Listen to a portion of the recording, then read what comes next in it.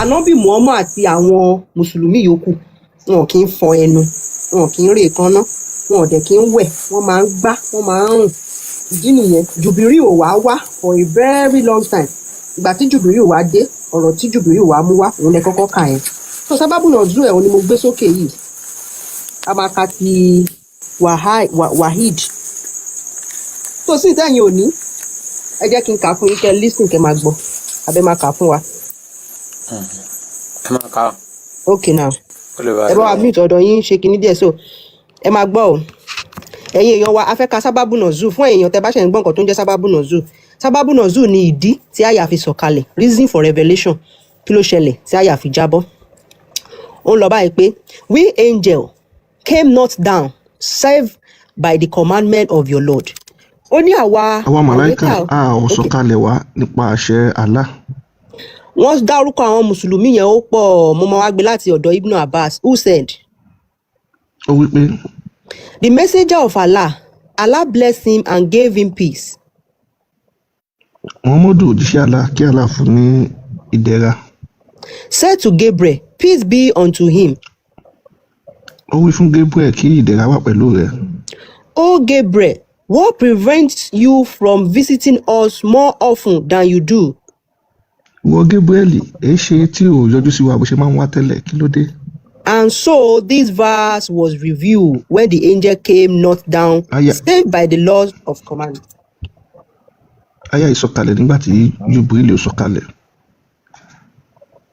Unto him belong all that is before us and all behind us. Òun Allah tó mọ gbogbo nǹkan tí wọ́n mọ̀ àti gbogbo nǹkan tó wà lẹ́yìn wọn àti iwájú wọn. And all between those two. Àti gbogbo nǹkan tó wà láàrin. And the law was never forgetful. Allah ò dẹ̀ kí ń gbàgbé. He was a response to Muhammad, the messenger of Allah. Bí Jùbìrí ṣe dáhùn fún Muhammadu òjíṣẹ́ Allah rẹ̀. Allah blessed him and gave him peace. Kí Allah ràn lọ́wọ́ kó dẹ̀ fún ní ìdẹ̀ra.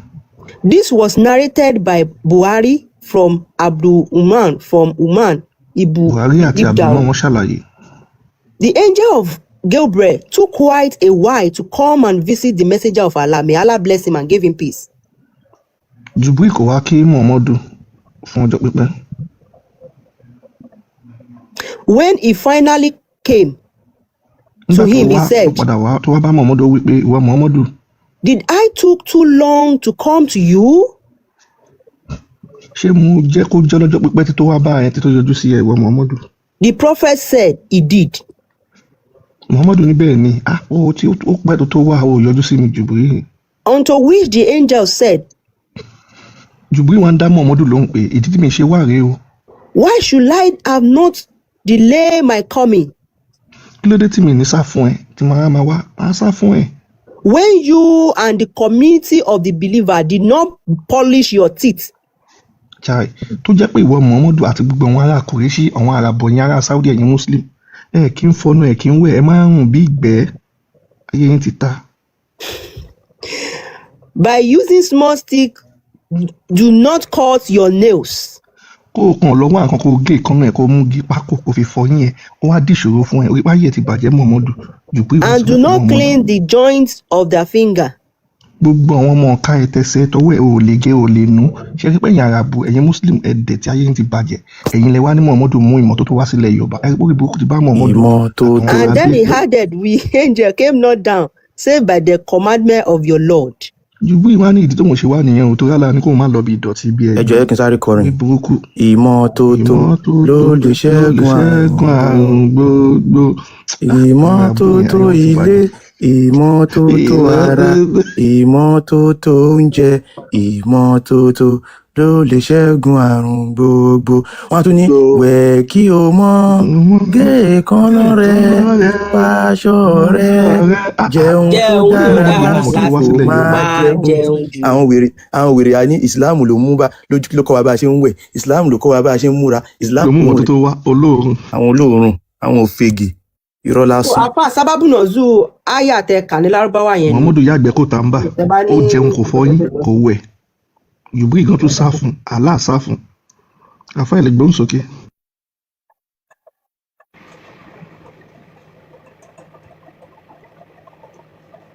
àfà ṣe wà ń bẹ̀. Big Joe Smackdown ní kí ní tẹ́gbẹ́ wáyé. àfà Títà Adeleke láìkì jèrè ayaba Adeleke. ẹ jẹ́ n sẹ́ndì kìíní. àfà ó yẹ sọ̀rọ̀ àdìtì náà yapa o níbi tí Muhammadu tó ti ń fi omi ìgbẹ́ omi ìtọ̀ tó ti fi ń ṣe wúdù ìyẹn náà wà lọ́tọ̀. mo gbọ́ gbogbo ohun tí ẹ ń tẹ́ sọ lórí ọ̀rọ̀ kìnìún Al-Qur'an ni mi ń tẹ̀lé. ohun tí a sọ àbó ohun tí a kà nínú Quran. pẹ̀lú tí ń tẹ́ kà nínú Al-Qur'an ni tí ẹ fi hàn nínú Al-Qur'an ni sábàbù sùúrù tẹ́ ń sọ nípa rẹ̀ yìí mi understand di rárá tọ́ torí pé kò bá lọ bẹ́ẹ̀ rárá tọ́. àfà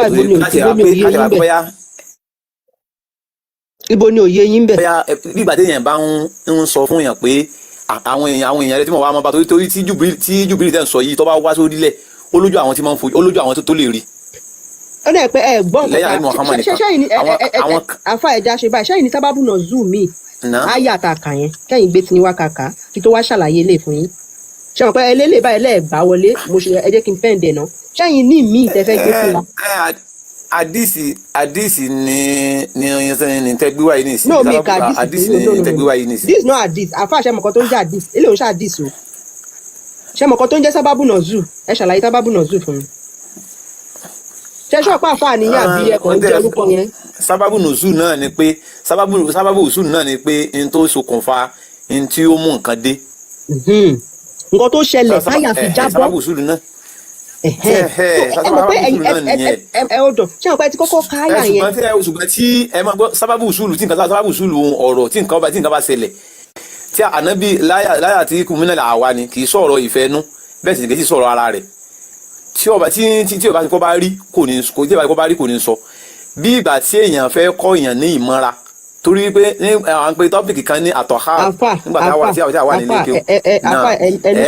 ẹ jẹ́ ṣàlàyé kí kò dẹ̀ pé kò yé now listen ẹ ti ka àyà yẹn Quran 19 verse 64 gbogbo aládẹ mọ̀ wípé majority àwọn àyà tó wà nù Quran ó máa ní ìdí táyà yẹn fi jábọ́ so àyà tẹ ẹ kà yẹn tálà ń sọ fún Muhammed pé olúwa rẹ ò gbàgbé ẹ o kí ló kọ́kọ́ dé tólúwa ẹ ti kọ́kọ́ gbàgbé ẹ tó kọ́kọ́ mú ọ̀rọ̀ your Lord is not forgetful ìdí ni wípé rọ̀ṣúlù láì kò kí ń fọ ẹnu àtàwọn mùsùlùmí tẹ bá lísì sí ọ̀rọ̀ nǹkan tá à ń kà ẹ rí i pé conversation yẹn ó ń lọ láàrin Ànábì àti Jubril kò ń ṣe pé ẹlòmíì ẹ sọ pé ẹlòmíì ò kí ń rí Jubril nínú àyà yìí wọn ò sọ fún yín pé ẹlòmíì rí Jubril conversation yẹn ń lọ pẹ̀lú Muhammadu àti Jubril so afa ẹ sọ wípé eléyìí àti ka àdìtì fún yín o this is tẹ̀sírí Quran. Hello. Clerima. Ẹ bá wa sọ̀rọ̀. Ṣé Mùsùlùmí ni yín ni Kìrìsìtẹ́nì àbí ọmọ aládé? Ṣé mo ní rí o? Ok, ẹ káàbọ̀ ṣẹlẹ̀ bá wa ká fátì àkẹ́dẹ̀ bá wa tu ìyá wa. Okay. Alhamdulillahi Rabbil Alamin. Ar-Rahmanir Rahim. Maliki Yawmiddin. Iyyaka na'budu wa iyyaka nasta'in. Ihdina siratal mustaqim. Siratal ladzina an'amta alaihim. Ghayril maghdubi alaihim waladdallin. Àmín. Ó yẹ bá wa tu. Ṣé èdè tó lọ́lá jùlọ lágbàáyé èdè Yorùbá? Èmi ò mọ́tò. Àtọdún mélòó wo lẹ ti ń ké bẹ́ẹ̀ yẹn? Ó ti pẹ́ dẹ́mi ti ń ké o. Tòbó náà la máa fi kírun. Ẹ̀ẹ́dẹ̀ mọ̀ túmọ̀ ẹ̀. Kò yẹ kó rí bẹ́ẹ̀ yá wa. Láìkẹ́ tí máa sọ nǹkan láti years kẹ́ má dẹ̀ mọ̀ túmọ̀ ẹ̀ kò yẹ kó rí bẹ́ẹ̀. So well torí tiyín náà la ṣe dá ilé kéwú tilẹ̀ Yorùbá kalẹ̀ láti máa gba ké fún àwọn ọmọ kóòtù òjire tí àwọn àfáà àtọ́kọ̀ fi èdè Lárúbáwá tí wọ́n fi ń tàn wọ́n jẹ so nǹkan tẹ́ kà ní Lárúbáwá ń sìn tẹ́ ẹ̀ tu a máa wá tu ẹ wá rí ń bẹ̀ wípé even ní paríparí nǹkan tẹ́ ẹ ké yẹn nísàlẹ̀ ẹ tún ń ṣẹ́ èkó fún àwọn Christian àtàwọn Jew tó ń bẹ ládùúgbò yín bí mo dẹ̀ ṣe ń wò yín báyìí ẹ máa ní Christian àbí Jew ẹ máa ní mọ̀lẹ́bí àbí kẹ́ni ní kinní ẹ dẹ̀ mọ̀ pé ẹ̀ ń ṣẹ́ èkó fún wọn so now ẹ jẹ́ ká kà á.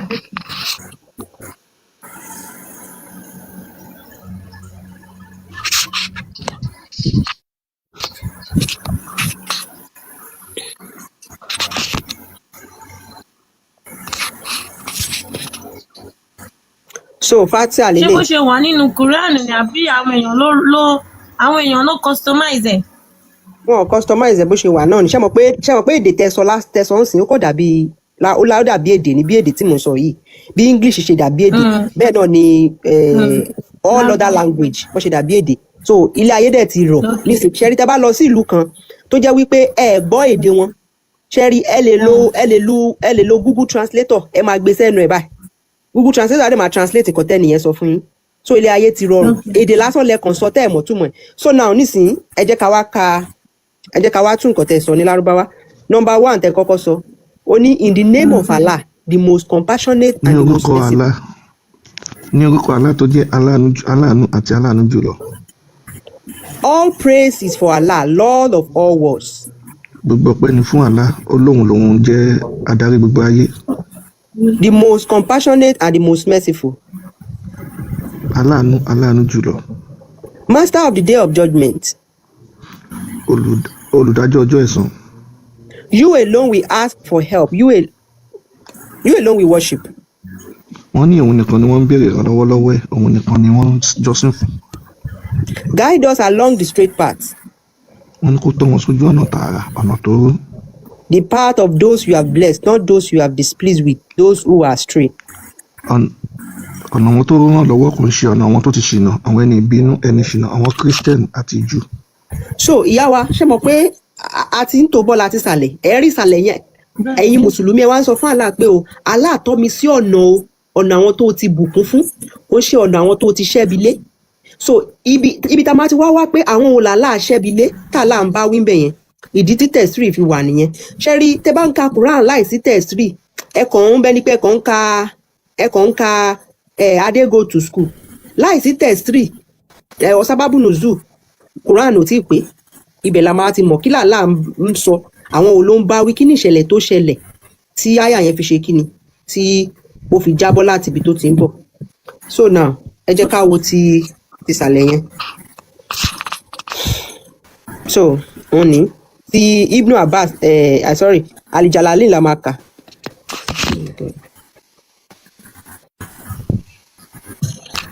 so ó ní the path ṣó clear dáadáa báyìí ẹja manage ẹ bẹ́ẹ̀ only the part of those you are blessed. Àwọn tó ti ṣe ìrànlọ́wọ́ fún. And guided, not those you are angry on them. Kò ń ṣe àwọn tí ó ń bínú sí o. Who are the Jew and the misguided? Àwọn Júù làwọn tí wọn nítọ́sọ́nà tó ti ṣìnà. Who are the Christian? Àti àwọn Kristẹni. The grammatical structure here shows that those who are guided are not the Christian or the... Big Joe tẹ́fẹ́ lò nìyẹn ẹ kàn bọ́ sí tọ́bí tí wọ́n fẹ́ sọ fún wọn.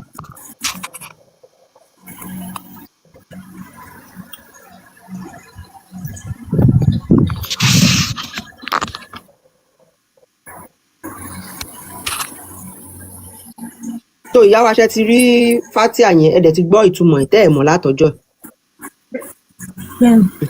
so mo wá fẹ́ béèrè lọ́wọ́ yín bẹ́ẹ̀ ṣe wà ẹ bá bínú ṣe ti marry tẹ́ bá wish àti sọ ẹ lè má sọ o tẹ́ bá feel comfortable a lè má go that route. mo ti marry. báwo lẹ ṣe máa feel tọkọ yín bá ń nà yín. ó máa ń dùn yàn kan. Allah tó lòun dá wa ṣe mọ̀ pé táwa ọmọ èèyàn tá bá ń hùwà ọmọ èèyàn tó jẹ́ pé à ń ṣe àwọn nǹkan tí ò ń bójú mu àbí tí ò tọ́ tí ò ṣe ṣe mọ̀ pé ẹni tó dá wa ó mọ̀ jù wá lọ òun ló yẹ kó wá máa tọ́ wa sọ́nà pé ìwà eléyìí ẹ má wù o ìwà eléyìí ò da ìwà eléyìí ò da o báwo ni ká wá ṣe rí Allah wa ń sọ̀pọ̀tì pé kí ọkọ kó máa nàyàwó báwo lẹ ṣe rí sí. ṣé nínú nǹkan tẹ kà nísinsìnyí aláàbò ní pé ọkọ lè nàyàwó. no a ti kúrò nínú èmi fátà yẹn mo kàn ká mo tún fún yín ni a ti fẹ́ bọ́ sí another topic nìyẹn. òkè aláàbò sọ bẹ́ẹ̀ o. aláàbò sọ bẹ́ẹ̀. bẹ́ẹ̀. ìbẹ́ ṣàgbàpàlà ló sọ̀rọ̀ ní Quran right. ok tí bá wá gbé Quran verse ibi tálà àti sọ́ńkọ́. that means àwọn tó ń na ìyàwó wọn náà ní tiwọn lẹ́sẹ̀ nìyẹn gbàtẹ́ bá ti sọ pé aláà sọ bẹ́ẹ̀. so bẹ́ẹ̀ ṣe rí nìyẹn. bẹ́ẹ̀ ni ṣe rí nìyẹn o. èmi ò wá fẹ́ kẹ́ ẹ rí bẹ́ẹ̀. Ibi tó yẹ kẹ́ ẹ ti wá rí ni wípé ẹni tó ń sọ̀rọ̀ nínú Kùránì yẹn tó ní kí ọkọ kó máa nà ìyàwó ẹ̀ yẹn, ó yẹ kẹ́yìn wá rí ẹni yẹn gẹ́gẹ́ bí ẹni tí ò lè tò ìlú. Kò sẹ́ni tó bá lè tò ìlú tó bá ti rí pé problem àbí ìjà wà, ó yẹ ẹ má kí bínú mà o. Ẹ má bínú o. Ṣé ẹ ń gbọ́ mi? bẹ́ẹ̀ ni. Èmi ò believe ní pé Allah sọ gbogbo Allah ò lè sọ nǹkan tẹ́ ń sọ yìí. Ok, ṣé ẹ jẹ́ ká ka Quran verse yẹn, ẹ máa wá gbọ́ bóyá Allah sọ bẹ́ẹ̀ àbí kò sọ bẹ́ẹ̀. Big Joe ẹ bèrè tí wọ́n bá lè ka English àbí Yorùbá so. Ok, ṣé lè ka English or Yorùbá? Mo lè ka Yorùbá, mo lè ka English. Ok, ó yẹ bá wa ka ilé. Ẹ jẹ́ kí n lọ screenshot ẹ̀ wá, yẹn máa wà more clear.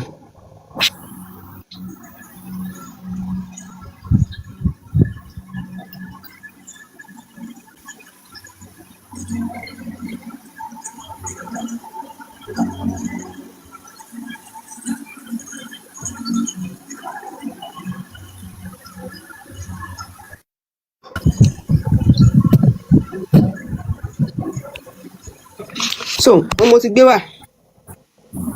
Quran 4 verse tẹ́ bá ní ẹ lè kà láti bí ẹ̀dẹ̀ lè kà látọ̀dọ̀ yín. Quran 4 verse 34 òun ni. Ṣé wà ń bẹ̀? Chigmaka. Bẹ́ẹ̀ ni. Men are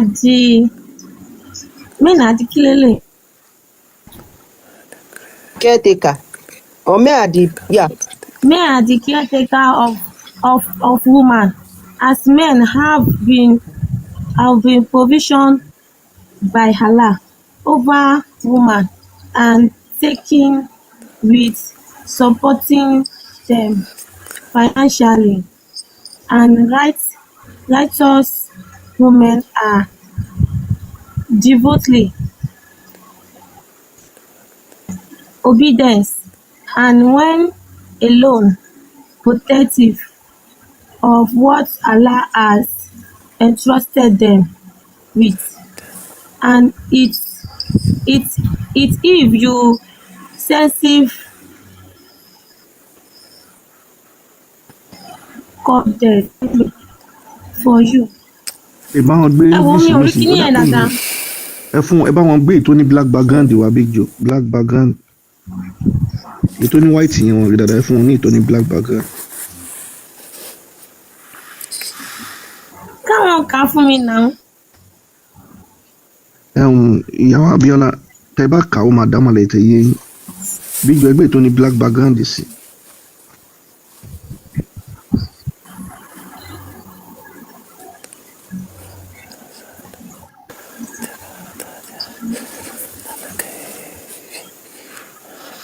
Shared reports, but they still present them, describing them against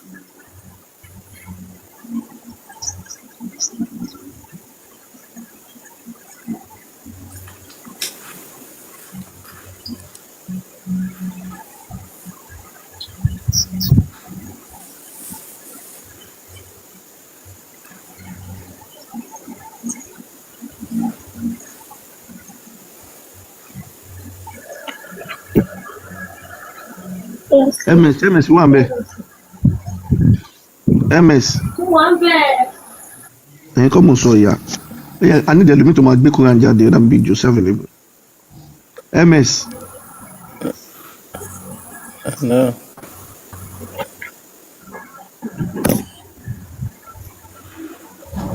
MS ò sí mbẹ̀ o, dágbé MS ò sí mbẹ̀. MS ò sí mbẹ̀. Quran kí ni sà? 434. All right, sir.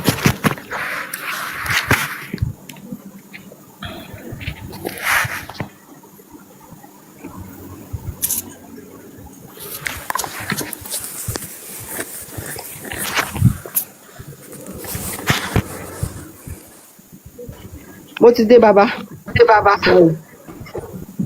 Hello. Okay. Ẹ bá pa tap.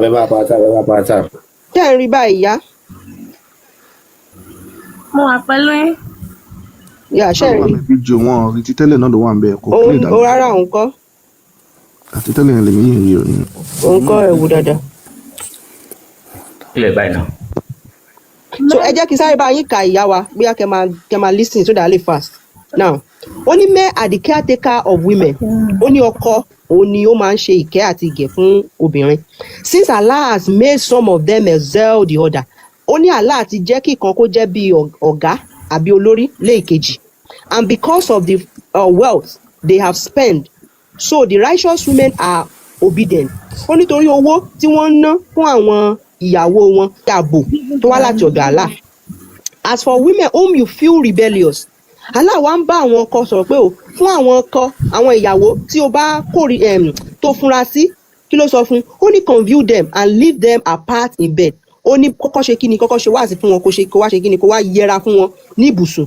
After that then beat them. Ṣé mọ̀ pé number one ó ti kọ́kọ́ ṣe wáàsí fún. Second one ó ti fi ibùsùn ẹ̀ sílẹ̀. Third step Allah ni kò ṣe kíni kó wà dìbùnà ẹ̀ kó ná. Then if they obey ó wá ní tìyàwó ẹ̀ yẹn tó bá wá ń gbọ́ràn o do not seek a way against them. Ó ní má sún sẹ́yìn fún wọn àbí má kọ̀ wọ́n sílẹ̀. Surely Allah is the highest, the greatest. Ó wá ní lóòtítọ́ àti lódodo Allah ló ga jù òun dẹ̀ ni ó tóbi jù. So ṣé ti gbọ́n bẹ̀ yẹn Allah ní kí ọkọ kí ó máa lò. Ẹ má bínú wa. Ṣé mo lè sọ̀rọ̀? Ẹ sọ̀rọ̀. Ẹ jọ nígbà tó sọ ní pé after that beat them yẹn ṣé mo ní pé lílù tó ń sọ yẹn ó póríṣiríṣi it's not that ní pé kọ́ yẹ gba sóbìnrin yẹn kọ́ nù. Ó yá ẹ̀yin ṣàlàyé bí wọ́n ṣe máa lù bí ọkọ ṣe máa lù ìyàwó ẹ̀ fún wa. Ẹ wọ́n ní pé tẹ́lẹ̀ ká kí ni àwọn ọkùnrin mi máa gbé ọmọ àrùn bóyá nǹkan tó normal ní ṣá kò ń ṣe nǹkan tó normal. ìyá mi ẹ̀yin ẹ ṣàlàyé àti gbọ́ òkè ẹ ṣàlàyé bí ọkọ yín ṣe fẹ́ nà yín tínú yín máa dùn náà ẹ ṣàlàyé fún wa.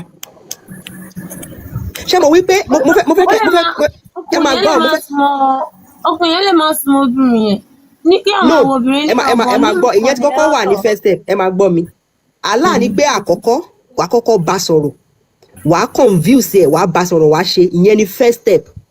Second step òun ni pé o ò ní sùn tí o ò ní fún lẹ́pọ̀n ó ẹ̀ níjọ sùn sórí ibùsùn ó ní wàá pa ibùsùn ẹ̀ tì ìyẹn ni first step. Ẹ lè mọ̀ wípé tó bá pé èèyàn graduate primary 1 primary 2 primary 3 làwa wà yìí primary 3 yẹn Allah wá ní pé kí ni ó ní kó lù ú ṣó ti yé yín. So ẹ̀yin wá sọ pé lùlù yẹn ó póríṣiríṣi so mo wá fẹ́ kẹ́yin ṣàlàyé lùlù tí ọkọ lè lùyàwó. Ó dẹ̀ wá dùn mí ní pé kò sáwọn àfáà lórí prógámù yìí. Àfáà wà ń bí ó yá àfáà Síkírù ó yá ó dẹ̀ kó ti kàn yín ìyá wa ń wá àfáà kí lẹ fẹ́ béèrè lọ́wọ́ ó yẹ béèrè lọ́wọ́ àfáà Síkírù àfáà ṣe wà active.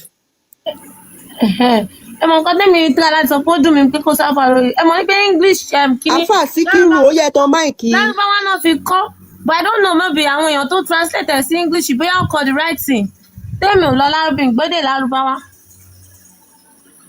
Wàdìrìbù náà ló wà ń bẹ̀ wàdìrìbù náà dẹ̀ mí kan nà kálẹ̀ yìí tún gbọ́ lọ àfáà ó yẹ tán máìkì yìí ìyá wa ń béèrè àfáà. OG ó dàbí Muslim ní OG yẹn náà OG ẹ lè ṣe máìkì yìí tàbí Mr. Síkírù. Mi mọ̀ Mr. Síkírù bí àwọn rí máìkì wọn tán ni kò yé mi ok Mr. Síkírù ti tán máìkì. Ó yá ẹjẹ gbé lárúbáwá ìwà kẹta fún ìyá wa. mo ti rí lókè èmi náà yí lábáwá lókè kẹmẹ́ ò lè jẹ́ ká fa lọ too much dírìbù tó Ọlọ́run ọba ń sọ àkọ́kọ́ ni pé ẹ jẹ́ kọ́kọ́ ìwé ọkà yín ni pé kò sí bí Ọlọ́run ọba tí kò ń sọ Ọlọ́run ọba wà Allah tó ní ayé òun náà ní control gbogbo tí ń bẹ ní ibẹ̀ ó sì gbọ́dọ̀ máa sọ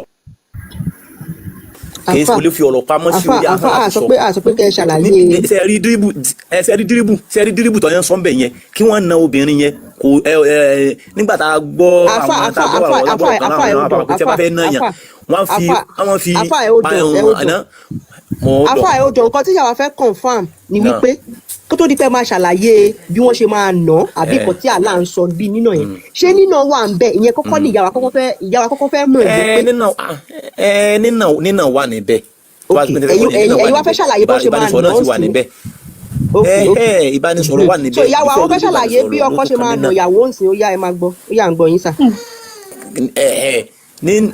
nínà tó wà níbẹ̀ nígbà tó ti pé àwọn nǹkan tó ń ṣe tó bìnrin àwọn ọ̀pọ̀lọpọ̀ àwọn nǹkan nínú obìnrin ń ṣe nínú ayé tá a wà yìí tó ṣe wípé ẹni tí o bá ṣe kó bá ní ìsìláàmù lára tàbí tó bá ní ẹ̀kọ́ ní ilé láti ilé wa ó ní òní síwáwù nínú ẹ̀yin obìnrin nílé ọkọ ṣùgbọ́n ẹni tọ́lọ́wọ́n bá ń tọ́ sọ́nà ní òní ṣùgbọ́n tí ẹni tí èèyàn bá wá tí ó bá wá sí tó bá wá ń wu ìwà tó lè pé ó lè jẹmọ́ nínà tí wọ́n ń sọ nínà tí wọ́n ń sọ kì í ṣe pé bóyá pé ẹ wà kẹsẹ̀ ẹ kò mọ̀ ẹ kò kíní kọ́ ni tí Ọlọ́run ọba ń sọ ní tí ìfàṣìṣe kọ́ yẹn dírìbù bẹ̀ yẹn kì í ṣe pé kẹ́ kó pàṣẹ kẹ́ kó kú mọ̀ àbí kẹ́ kó ẹ̀sẹ̀ kẹ́ máa kó bóyáwó yín. ok ẹ ṣeun àfa wa ìyá wa fún ìṣẹ́ ti gbọ́ àlàyé tí àfa ṣàlàyé ń bẹ̀ yẹn so wípé ọkọ yín ẹ̀yin lẹ mọ̀ bí wọ́n ṣe fẹ́ cause ní ìlú ibi tí èmi mọ̀ tó jẹ́ àwọn ìlú tí wọ́n ti ń lo ọpọlọ tí wọ́n lo Quran tó bá fẹ́ mi wọ́n bí táruwó ti ń wá bóyá kẹ́ máa pa máìkì tẹ́ bá ti sọ̀rọ̀ ẹjọ́ so ní ìlú tèmi mọ̀ tí wọ́n ti ń lo ọpọlọ tí wọ́n lo Kùránì tó bá fẹ́ ìyàwó ò nà ìyàwó yẹn o torí pé o neglect ìyàwó yẹn lásán ẹ̀ṣẹ̀ ńlá ló dá tó jẹ́ wípé o máa san fáǹtì kì í ṣe pé o gbé ọwọ́ sókè o nà o pé bóyá o tọ́jú ẹ̀ o ṣe àwọn nǹkan tó yẹ kó ṣe àsọkọ o ṣe fún obìnrin yẹn tí ìyàwó yẹn bá lọ fi ẹjọ́ ẹ̀ sùn níbi tó ti jọ so yín papọ̀ ó ní oye owó tó máa gbé ńlẹ̀ for fan so ẹ̀yin náà ń sìn ẹ̀ ń sọ́pọ́ọ̀tì ọ̀rọ̀ burúkú tí Allah sọ wípé kí ọkọ máa nà ìyàwó níbi tó bá ti ń nà ìyàwó lẹ́ni tó ń nà ìyàwó lọ́la àwọn bàbá wa wọ́n lọ wọ́n bọ̀ wọ́n ní pàálẹ̀ ní pàálọ́la wọ́n ní tí ojú yẹn ò bá fọ́ wọ́n ní bàràbàrà ló máa wò now èmi wá fẹ́ kẹ́ fún mi ní ibi tó yẹ pé tí ọkọ náà bá wá hùwà tí ò dáa ṣé ìyàwó yẹn náà lẹ́tọ̀ọ́ láti ná dẹ̀ mo máa gbáyà kan wá láti dáhùn ìbéèrè ìyá wa pé báwo làlá ṣe ní ká ṣe ná báwo ni a ṣe fẹ́ ná ìyàwó yẹn ẹ jẹ́ ń gbáyà yẹn wá bí Allah ṣe ṣàlàyé pé kẹ́ ṣe ná ìyàwó yín so àfa ilé tẹ sọ́nsìn ẹ mú ẹ̀rí tìyín wá so ìyá wa Quran 38:44 lélẹ̀ bí Allah ṣe ní kí ọkọ kó ṣe máa ná ìyàwó ẹ̀ òun lélẹ̀ and we said to him Allah ló ń sọ fún o take in your hand a bundle of grass kó ní ọwọ́ ẹ̀ àwọn igi kùmọ̀ gbóngbó ẹni tìtọ́wọ́ ẹ̀ bá ṣàbá kí náà ní kó fi ṣe and strike your wife with it ṣe ń rí ìyá wa Ọlọ́run ṣe wọn mọ Gẹ̀ẹ́sì nǹkan ẹ̀ máa kà wọ́n ní mú igi pọ́npọ́ mu ní ọwọ́ ẹ̀ kó dẹ̀ fi ṣe kíni kó fi lu ìyàwó ẹ̀ and do not break your oath Allah wá sọ pé o bó ṣe ń lu ìyàwó ẹ̀ lálùkì àlùfọ́ àlùyà yìí ìyẹn ò wá ní pé kó wá kọ sílẹ̀ o ìwọ ṣàṣọ di pọnṣẹ báàgì tí wàá máa fi ṣe training every time ṣá máa lù ú nílùkulù ó ní we truly found him patient a rí ẹ pé ìwọ ọkùnrin onísùúrù gidi ni ẹ with excellent servant he is pé ìwọ gangan ni ìránṣẹ́ mi ìyá mi àwọn ìlú tó ń ṣiṣẹ́ ìlú tó even ìlú agọta ṣe ni pé kò ṣiṣẹ́ gan tọkọ bá ṣe ń na ìyàwó ẹ̀ tẹ́ bá lọ fi ẹjọ́ sùn wọn ò ní take it lightly pẹ̀lú ọkọ yẹn talk less of ẹni tó lòun dá wa ẹ̀yin wá ń ṣàlàyé pé báyìí lẹ ṣe máa nà ṣó yẹ kí irú ọ̀rọ̀ rírùn yẹn ṣó yẹ kó jáde lẹ́nu Allah tó lòun dá ayé àtọ̀run pé kí ọkọ kó máa na ìyàwó ẹ̀ báwo ló ṣe máa rí lára yín bàbá Síkírù àfà tẹ́ bá bí ọmọ tọmọ wa ń sọ fún yín pé ọkọ mi ò tiẹ̀ fún mi lówó oúnjẹ lásán gan báwo lẹ ṣe máa feel as bàbá as bàbá tó bí ọmọ ọkọ ẹ ò ná o bọ ọkọ ẹ pátì báwo lẹ ṣe máa feel ṣé inú yín máa dùn ni pé yes you are doing great ọkọ ọmọ mi àbí inú yín máa bàjẹ́ talk less of ẹ tún fi ẹnu ara yín sọ báyìí lẹ ṣe máa ṣe ó sún mi o ìyá wa kí lẹ fẹ́ sọ ká tó bọ́ sí another topic à ń pẹ́ lórí ẹ̀. mi ò ní ọ̀rọ̀ púpọ̀ láti sọ mọ́ ṣe rí tọ́pìkì tẹ rédì ó jẹ́ nǹkan tó tọ́ṣe àti mi tọ́ṣe máìdì mi lẹ́yìn mọ́ọ̀sì obìnrin ni ó ti wà ní challenges nípa ọkùnrin náà wíwá ìgbọ̀n délé speakers obìnrin mi máa bẹ̀rù ní pé tóun bá sọ̀rọ̀ síta ó kàn máa wá àwọn èèyàn máa sọ̀rọ̀ ó tún máa parẹ́ cs náà ọkùnrin ò ní stop láti máa na obìnrin for example bí èmi tí mò ń sọ̀rọ̀ yìí nìsín I'm in that situation wíwá ìtọ́kùnrin máa nà yàn tẹ́ bá tún wá fẹjọ́ àwọn ogún ọkùnrin bẹ́ẹ̀ sọ̀rọ̀ àwọn tó jẹ́ ìyá ọkọ síyàn ọmọ máa sọ fún kẹ bí bàbá àwọn kan yìí tó ṣe nà wọn náà nìyẹn ṣé a máa rọ àwọn nǹkan báyìí dájà tó jẹ́ pé single mother fi pọ̀ àwọn ọkùnrin wọn mẹ́mórì wọn ti lójú ọkùnrin ìyá táwọn ọkùnrin fi ń jọ obìnrin pọ̀ gan because mo marry gan mi ọmọ mi tí mo bí second born mi kò tí pé 3 months tọkọ mi ti fẹ́ ni tó wá ta wedding ring fún mi tó ti fún lóyún mi ìtumọ̀ ó tún fún lóyún ó tún gbé lọ́dọ̀ ọkọ mi fún complete ọdún mélòó kan ibẹ̀ ló tún ti bímọ jẹ́ ọmọ second born síbi bẹ̀ bẹ́ẹ̀ wọn tún sọ fún mi ẹ máa wà nǹkan sí ẹ̀sìn náà ẹ má tún sọ̀rọ̀ ọkùnrin ẹ máa tún dúró dọ́gbọ́n òun ti fẹ́ náà yàn ẹ wo èèyàn gbọ́ ló máa sọ̀rọ̀. mo feel pain yín bọ̀ ẹ̀mí èèyàn lèèyàn máa kọ́kọ́ ń jà fún o tẹ bá rí woman eku eme tó wà ní position yẹn Ọlọ́run ló bá ṣe so òun lè fi rí ṣẹ́rí irú àwọn ìwà yẹn kò kí ń ṣẹlẹ̀ lórí ilẹ̀ wa tẹ́lẹ̀ ṣùgbọ́n kí ló gbé ìwà yẹn wá Allah onísọkúsọ àti àwọn àáfàá onírọ́ tó jẹ́ wípé irọ́ ni wọ́n fi ń kó àwọn ìran wa láti lọ ta ìran wa fún lárúbáwá. ẹ má bínú mà èmi ìbílíìfù ni pé Allah ló sọ bẹ́ẹ̀ gan nǹkan tó wọ́n ti kọ́ ní ni wọ́n kọ́ ni ìṣèbédè náà fi kọ́ Allah ò gbọ́dọ̀ sọ bẹ́ẹ̀ èdè náà fi kọ́. ẹ̀ẹ́dẹ̀bìlẹ̀ lọ́wọ́ wọn. ṣe rí ìyá wa ibi tí ẹ yà sí yẹn mo tún láìkí bẹ̀ pé Allah ò lè sọ nǹkan tẹ́ mọ wá fi mọ̀ wípé ẹni tó ń pè ní Allah yẹn òun kọ́ ló dá wa ṣìgìdì ọlọ́wọ́ ọ̀tún méjì ni ẹ̀yin rò bóyá Allah yẹn ni Ọlọ́run no Allah yẹn ò kì í ṣe Ọlọ́run cause mo ti rí stand ibi tẹ́ dúró sí náà wípé ẹni tó dá wa kò lè sọ ọ̀rọ̀ yìí. Big Joe nǹkan tí wọ́n fẹ́ pé wọ́n wé nídìí tó máa ka lárúbáwá ọkọ ni wọ́n kà fúnra wọn ṣe get so ẹ ṣe. àáfàá náà ti wà níbi tó ti ṣàlàyé so ìyá wa. ló ń dá inú. táwọn wà lọ́lọ́run wà bàtà lọ́lọ́run Christian tà lọ́lọ́run Muslim. so OG ṣé Muslim ni OG ni. Muslim ni mi bọ̀ mi ò lọlé kí o bọ̀ àwọn náà yìí knowledge díẹ̀ ìjọba tí tà lọ́lọ́run Christian tà lọ́lọ́run Muslim tà lọ́lọ́run babaláwo. ṣẹlẹ̀ ká Arabic so Big Joe náà pé ìyàwó yìí wọ́n nídìí kí wọ́n ka Arabic fún wọn so wọ́n accept English ṣẹgbẹ́ Big Joe. èmi ò feel pé wọn accept English ló ṣe wọn èmi feel pé wọ́n rí pé ẹni tó dá wa kò lè sọ. Big Joe wọ́n ti ọ̀dẹ̀ àti yẹn náà wọ́n accept. pé báwọn sọ̀rọ̀ cause bó ṣe yé mi sí lọ́dọ̀ wọn tó ṣe ń sọ. mi bá wọn sọ̀rọ̀ nǹkan tí wọ́n ń sọ wọ́n ní èdè yìí ṣe mi mọ̀ bí ẹ̀ ń bá ìyàwó yìí lọ. àáfàá ti ṣàlàyé bẹ̀yẹ̀nsì onínínà ló wà ń bẹ̀ àáfàá Síkírù àbí èwo ni ṣé kí gbé wákàfà kà láti bẹ̀rẹ̀ dópin ni àbí kí lẹ sọ. Kúnrin Abíọ́lá ṣé kí n gbé lárúbáwá yẹn wá ẹ fẹ́ káfà kà lárúbáwá yẹn láti kù. wọ́n sì kálẹ̀ kan mo gbọ́ nǹkan tó kà.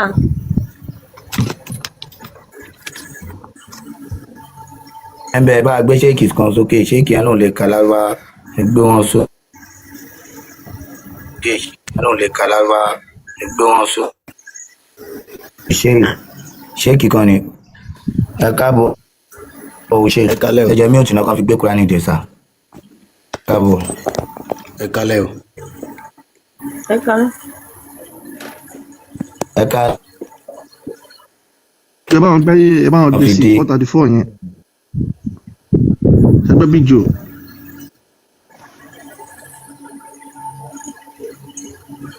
èwo ni kí n gbé síbẹ̀. 4 Quran 434 434.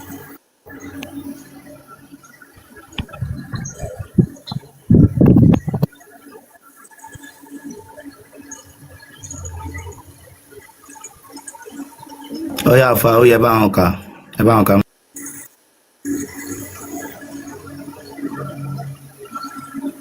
ṣé kíkà lásán fẹ́ ni àbí pẹ̀lú ìtumọ̀ rẹ̀. Pẹ̀lú ìtumọ̀ náà ní méjèèjì. torí ìyá wa Abíọ́lá yẹn gbàtà kà fún wọn tí ìyá wa Big Joe kà fún wọn wọ́n ní èdè yẹn pé English làwa kà wọ́n ò gbàgbọ́ so àwọn afẹ́kẹ́yìn bá wọn kà ní Lárúbáwá kẹtù ní Yorùbá ẹ ṣe. أعوذ بالله من الشيطان الرجيم بسم الله الرحمن الرحيم الرجال قوامون على النساء بما فضل الله بعضهم على بعض وبما أنفقوا من أموالهم فالصالحات قانتات حافظات للغيب بما حفظ الله واللاتي تخافون نشوزهن فاعظوهن فاهجروهن في المضاجع واضربوهن فإن أطعنكم فلا تبغوا عليهن السبيل إن الله كان عليا كبيرا صدق الله العظيم. Allah Akbar. Àyà yìí Ọlọ́run sọ̀rọ̀ nípa ọ̀rọ̀ ọkọ àti ìyàwó ńbẹ̀. Ọlọ́run ní ar-rijalu, Ọlọ́run ní àwọn ọkùnrin qawwamuna 'ala an-nisa, àwọn Ọlọ́run la fi wọ́n ṣe olórí obìnrin. Bima faddala Allahu ba'dahum 'ala ba'din, pẹ̀lú bí a ti ṣe fún pẹ̀lú bí Ọlọ́run ṣe fún apá kan lọ́lá ju apá kan lọ. That means wípé ní bí Ọlọ́run ṣe fi ọkùnrin ṣe olórí àwọn obìnrin. Wa bima anfaqu min amwalihim, látara ìjẹ́ olórí táàtì máa mọ̀ pé ọkùnrin olórí ni ó máa jẹ́ fún obìnrin, òun ni ìmá ná nínú owó rẹ̀ fún ìyàwó rẹ̀. Fasolihatu, Ọlọ́run wá ní bí àwọn ọkùnrin ṣe jẹ́ olórí fún àwọn obìnrin yìí, àwọn obìnrin kan náà ń bẹ tó ṣe wípé olórí làwọn náà. Qanitatun, tó ṣe wípé olùbẹ̀rù Ọlọ́run ni wọ́n. Hafizatun lil ghaibi bima hafizallah, tó ṣe wípé ní wọ́n máa ṣọ́ ohun kọ̀kọ̀ wọn tí Ọlọ́run fi sí wọn lọ́dọ̀ pé kí wọ́n máa ṣọ́. Ohun kọ̀kọ̀ yẹn ń tọ́ka sí abẹ́ wọn, àti mí sí pé àwọn obìnrin tó ṣe pé ní àwọn ń ṣọ́ abẹ́ wọn, wọn kì í ṣe ṣìná, wọn kì í ṣe ṣekúṣe. Arú àwọn obìnrin bẹ́ẹ̀ aṣíwájú làwọn náà jẹ́ nínú ilé ayé níbí àti lọ́dọ̀ Ọlọ́run. Wallati takhafuna nuzuzahunna, ẹ wá rí àwọn tó ṣe wípé ní ìyàwó wọn tí wọ́n bá ṣe àìgbọ́rọ̀ sí wọn nínú ilé wọn, àbí wọ́n ń tasẹ̀ àgẹ̀rẹ̀ sí àṣẹ ọkọ wọn. Fa'izuhunna, Ọlọ́run ní àkọ́kọ́ ń tìrẹ ọkọ kọ́kọ́ ṣe ni pé ní pé ìyàwó rẹ̀ jùkú kò ṣe wáàsí fún un, kò sọ̀rọ̀ Ọlọ́run fún un. Pí à, ìyàwó mi bò ló ti wá, irú ìgbésẹ̀ wo ló ń gbé yìí? Irú ìgbésẹ̀ tó ń gbé, ìgbésẹ̀ yóò dáa, má gbé ìgbésẹ̀ báyìí mà, ìgbésẹ̀ báyìí ló dáa, òun lọmọlúwàbí máa gbé. Fa'izuhunna, ọkọ̀ọ̀kọ́ ṣe wáàsí fún un. Fahjuruhunna, lẹ́yìn ìgbà tó bá ṣe wáàsí fún un tí ò bá wá gbọ́, fahjuruhunna, kọ ẹ̀yìn sí wípé ní adúrú ọ̀rọ̀ tí mo ń bá ọ sọ yìí, ọ̀dà tó bá dáná má jẹ́, fi eléyìí ṣe ìbáwí fún un. Tó ti yé, tó bá bọ́ ṣàwàdà má dá lóhùn, jẹ́ kó mọ̀ wípé gbogbo ọ̀rọ̀ tó ti sọ fún yẹn tí ó tẹ̀lé, jẹ́ kó mọ̀ wípé ní ọ̀rọ̀ yẹn kìí ṣe nǹkan tó dùn ọ́. Gbogbo àwọn ṣe tí yóò mú láti ronú padà wípé bọ́kọ̀ mi ṣe ń ṣe sí mi tẹ́lẹ̀ bẹ́ẹ̀ náà kọ́ ní ṣe sí mi nísìn, ó lè tàtàrà rẹ̀ change. Fahjuruhunna fil madaji', lórí ibùsùn tó bá ẹgbẹ́ bá ń kọjú síra yín sẹ́lẹ̀ tẹ́ bá wà lórí bẹ́ẹ̀dì, kọ ẹ̀yìn sí kó lè fi mọ̀ pé tóun ṣe nǹkan tí ò dáa ni. Fadribuhunna, tí ò bá wá gbọ́, fadribuhunna, tó wá pé jòkó kó mú àwọn àpèjúwe wá fún un. Fadribuhunna tẹ́yìn tú ní nínà mẹ́yẹn kìí ṣe nínà, àfáàtọwọ́kọ́ tú àyà yẹn wọn rí tú, torí nínú èdè Lárúbáwá kẹ́límà Big Joe ṣe wà ń bẹ̀, Big Joe. Mo wà ń bẹ̀ ọ́, tẹ́lẹ̀ mi náà sọ pé Quran ò lè sọ pé kó na ìyàwó wọn. bí àwa kẹ́límà ẹyọ kan Ṣé Big Joe sí ń bẹ̀ ni? gbólóhùn ẹyọ àwa ń bì agbọ́yàn fa a word Má fa yẹn ó sọ̀rọ̀. máa ní ìtumọ̀ bíi márùn-ún. Ṣẹ́rí nínú ìtumọ̀ dọ́raba, nínú ìtumọ̀ tí dọ́raba ní lúlù mbẹ́mbẹ́, nínú ìtumọ̀ tí dọ́raba ní àpèjúwe mbẹ́mbẹ́, tó ṣe wípé gbogbo àwọn nǹkan tí ń sọ yìí ń bẹ nínú Al-Qur'ani o, àfẹni tí ó bá ṣàbòsí lókù. Nínú ìtumọ̀ dọ́raba, òun ni kéèyàn péyàn jòkó kó máa mú àwọn àpèjúwe, àwọn àkàwé ọ̀wọ̀ kó máa mú wá fún un. Ẹni tó wúrúwà tó ń wù yìí kò báyìí báyìí ló máa rí fún wọn, nítorí kí obìnrin yẹn bá lè fi change. Ọlọ́run wa ní fàyínà ata'anakum, àfà lẹ́yìn ìgbà tẹ́ bá ṣe gbogbo eléyìí náà àfà náà ṣe bọ pé ìgbà tẹ́ ń tú àwọn eléyìí tó ń bọ̀ lókè ẹ sọ pé ẹ kọ bùsùn ẹ̀ sílẹ̀, ó ní bá ṣe máa ń kọ bùsùn ẹ̀ sílẹ̀ a máa kọ wájú sí ni, ẹ máa gbọ́ ṣe pé kọ bùsùn lẹ̀ straight kọ bùsùn lẹ̀ lẹ́sọ kọ bùsùn lẹ̀ kò ẹ sọ wípé a máa kọ wájú sí a máa kẹ̀yìn sí a máa forí dólẹ̀ ó di wádìrìbù náà wọ́n máa ṣe báwọn máa ṣàwo ṣé tẹ bá rí òótọ́ ṣe lè sọ àfà. fahjuruhunna fil madaji ọlọ́run ní ẹ̀yàn wọn lódì. aláàkọ́ ló ń sọ̀rọ̀ ńbẹ̀ yẹn èmi ò bá yín sọ ọyàn wọn lódì wádìrìbù náà kẹ lù wọ́n tó wà ńbẹ̀ yẹn ìyẹn là ń yànnà ná. ẹ rí ìpè náà fadribuhunna ní bẹ́ẹ̀. ẹ̀yin lẹ mọ̀ mi ń ṣe ọmọ lárúbáwá. sẹ́rí bẹ́ẹ̀ ṣe. ẹjọ́ àfà kúnyìn àfà náà. ẹjọ́ ibo ni kí o tọ̀dọ̀ yín ẹjọ́ sà níbo lẹ ti kí o tọ̀dọ̀ yín tí wádìrìbù sọ̀rọ̀ àbí kílẹ̀ ń sọ. bẹ́ẹ̀ ni ní tí mò ń sọ náà nìyẹn ẹ lọ lè sẹ́rí tẹ́ ẹ bá ń fi òyìnbó tẹ́ ẹ bá fi ń tú alukur'an. ẹni sùúrù sẹ ẹjọ́ ẹ má bínú. mò ń tẹ̀lé. kíní mẹ́ta ló wà níbí yìí ìyá yìí náà fúnra wọn ní ọpọlọ oye so now ó bẹ̀rẹ̀ láti wà íńtàká fúdà nùṣú ń páyà bóyá ẹ ti ń fura sí rìn àjò ẹsẹ̀ wọn tẹ́ ti ń rí pé kíní yóò straight ma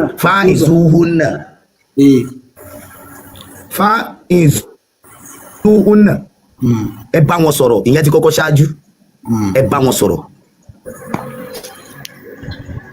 fílmà dọ́ọ̀ ẹ jìnnà sí ibùsùn wọn ẹ má bá wọn lájọṣepọ̀ wádìrìbùhùnà ṣé ẹ bá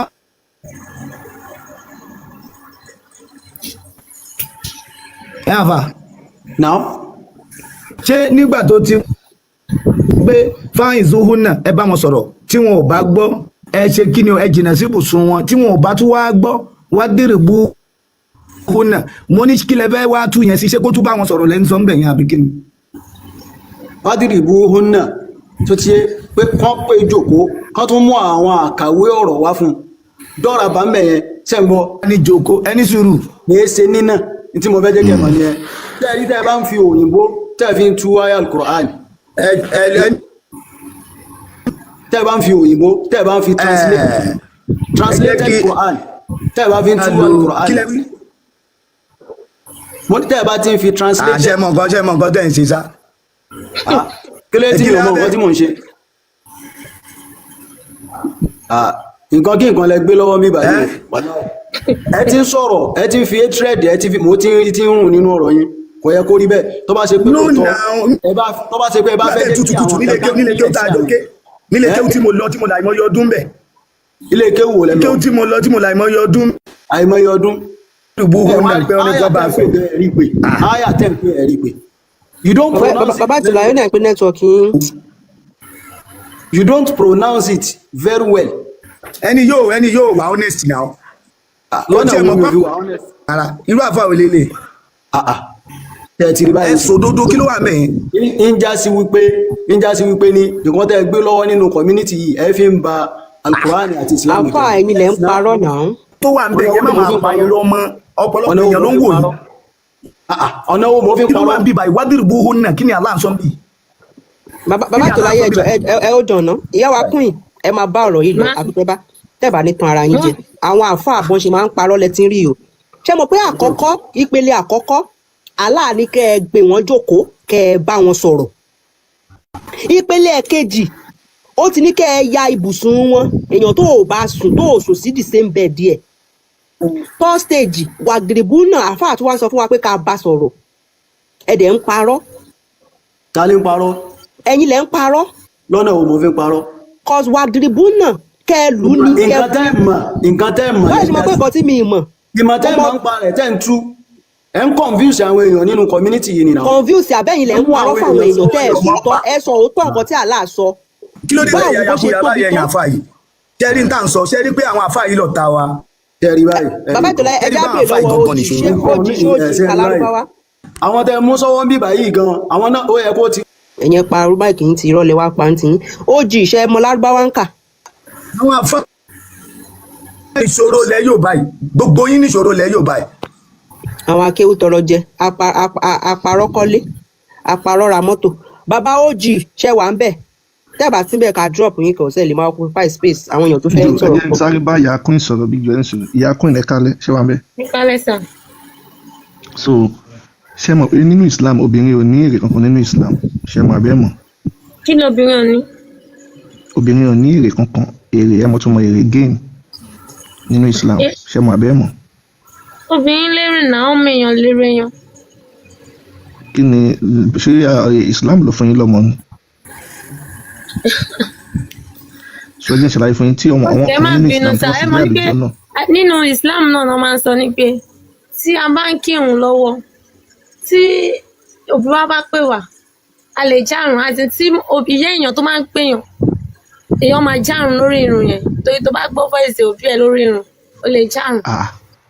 ìgbà tí wọ́n sọ fún mi ní pé obìnrin ò ní. ẹ wo bí Sister Queen ok sir. Sister Queen téèyàn bá kú lẹ́gbẹ̀ẹ́ yín tẹ́ bá ń kírun ẹ gbọ́dọ̀ já àrùn yẹn gbọ́dọ̀ kírun tán àfáwọn ló ń parọ́ fún yín ẹ wá náà tóbi yín bá ń pè yẹn gbọ́dọ̀ sáré lọ dáwọn lóyún lónìí ọkùnrin ní èrè nínú Islam wọ́n máa gba 72 virgin obìnrin ò lérè kankan Muhammadu gan tún fi ẹ̀yin obìnrin ó fi yín wé ajá àti kẹ́tẹ́kẹ́tẹ́ ìyá wa Big Joe máa gbé yín débẹ̀ so nǹkan tẹ́mi fẹ́ sọ fún yín ni pé kẹfì Islam múlẹ̀ kò sí èrè kankan fún yín nínú Islam aláàtì Muhammadu gan kọ̀ọ̀kan yín máa lò yín ẹ nílò ẹ̀sìn kankan kẹ̀kan máa gbélé ayé kẹ́ ṣiṣẹ́ kẹtẹ̀ lófin ìlú ẹ tọ́jú àwọn ọmọ yín káwọn ọmọ yín kàwé kọ́kọ́ ṣẹ́gẹ́t ìgbésí ayé tó dáa ẹ gbọ́dọ̀ live gẹ́gẹ́ bí ọmọ Yorùbá nìyẹn nínú Islam obìnrin wọ́n fi yín wé ajá kẹ́tẹ́kẹ́tẹ́ wọ́n ní kó máa lò yín òun ni àfa yóò fẹ́ sọ ń bí báyìí ṣẹ́gẹ́t ẹ ṣe Big Joe tẹ̀síwájú.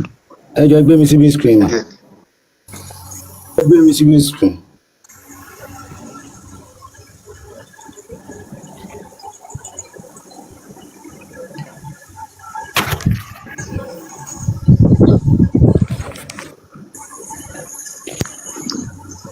mo fẹ́ yẹn lélẹ̀ gbogbo àwọn tí wọ́n translate ẹ̀ lélẹ̀ níkọ̀ọ̀kan ká wo kí ni wọ́n tú Quran 434 sí lárúbáwá tó tú Quran ní ẹ̀ látòrí sọ̀yí international lélẹ̀ Muslim motion kan lè fèlè gbogbo wọn so ká.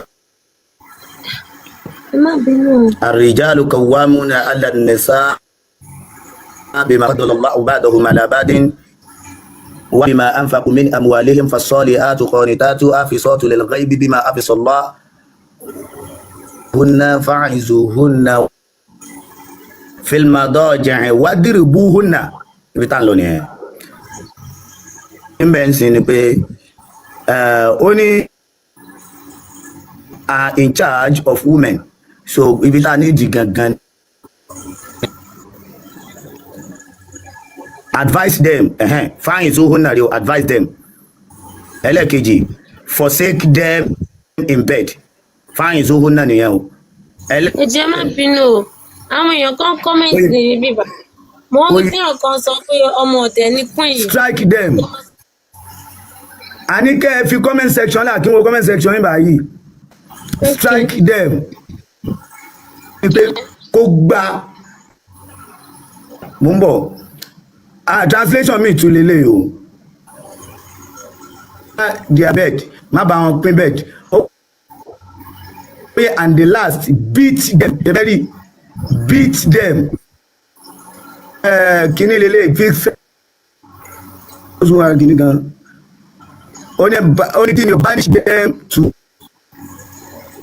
to scourge them scourge eléyìí gan òun tún kí ló wá sá lọ fún àfàì kí ló sá lọ fún àwọn àfàì yìí ní ọ̀tá ilẹ̀ Yorùbá kí ló dé tẹ ìyàkú bá bá dé bíbá yìí ó máa sọ òdodo ó máa sọ tọ̀rọ̀ lẹ́ẹ̀kan náà pé bó ṣe rí nìyẹn mú yín náà ni òdodo ẹ sọ òdodo náà tẹ bá gòkè tẹ sọ òdodo sí yẹn ní ẹ parọ́ títí irọ́ tán irọ́ kò tẹ pa títí gbogbo ẹ fi dàrú mọ́ ilé ọ̀nà nìyẹn. búkì ànábì ń ríwájú yìí sìn ànábì ń bá màálù sọ̀rọ̀ bí màálù bá gbọ́ pé ànábì ti kú gbogbo ayé ìpàdé màálù ò dàlúrú wọ́n sọ fún màálù pé ànábì ti kú ayé ò dàlú kí ló dé tẹ ya nǹkan báyìí nà kí wọ́n máa yí wa wo pé kíní nìsín kó wá gbọ́ sí lẹ́nu kó máa lọ jìyà lọ ní ìmọ̀ dídá máa ń pa irọ́ àwọn afáàlẹ̀ Yorùbá yín àti irọ́ Ọlọ́run ló mọ tó máa ń ṣe kí lẹ́ máa ń fi ọ̀rọ̀ ẹ̀sùn ẹ̀sìn síbi tó wà ẹ̀sùn ẹ̀sìn yìí níbi tó wà bí bẹ́ẹ̀ sì ń ṣe ríre o ẹni tó máa ṣe àṣe kò nídìí irọ́ ẹni tí ò ní ṣe ò ní ṣe náà stupidity òṣì lọ́wọ́ máa fà yín láṣọ ya ọ̀rọ̀ máa nà yín ní script.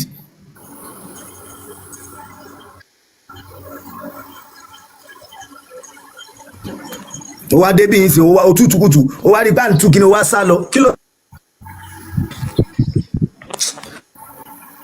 ìyá wa Big Josman ṣe wọn bẹ́ẹ̀ mà. hello ṣe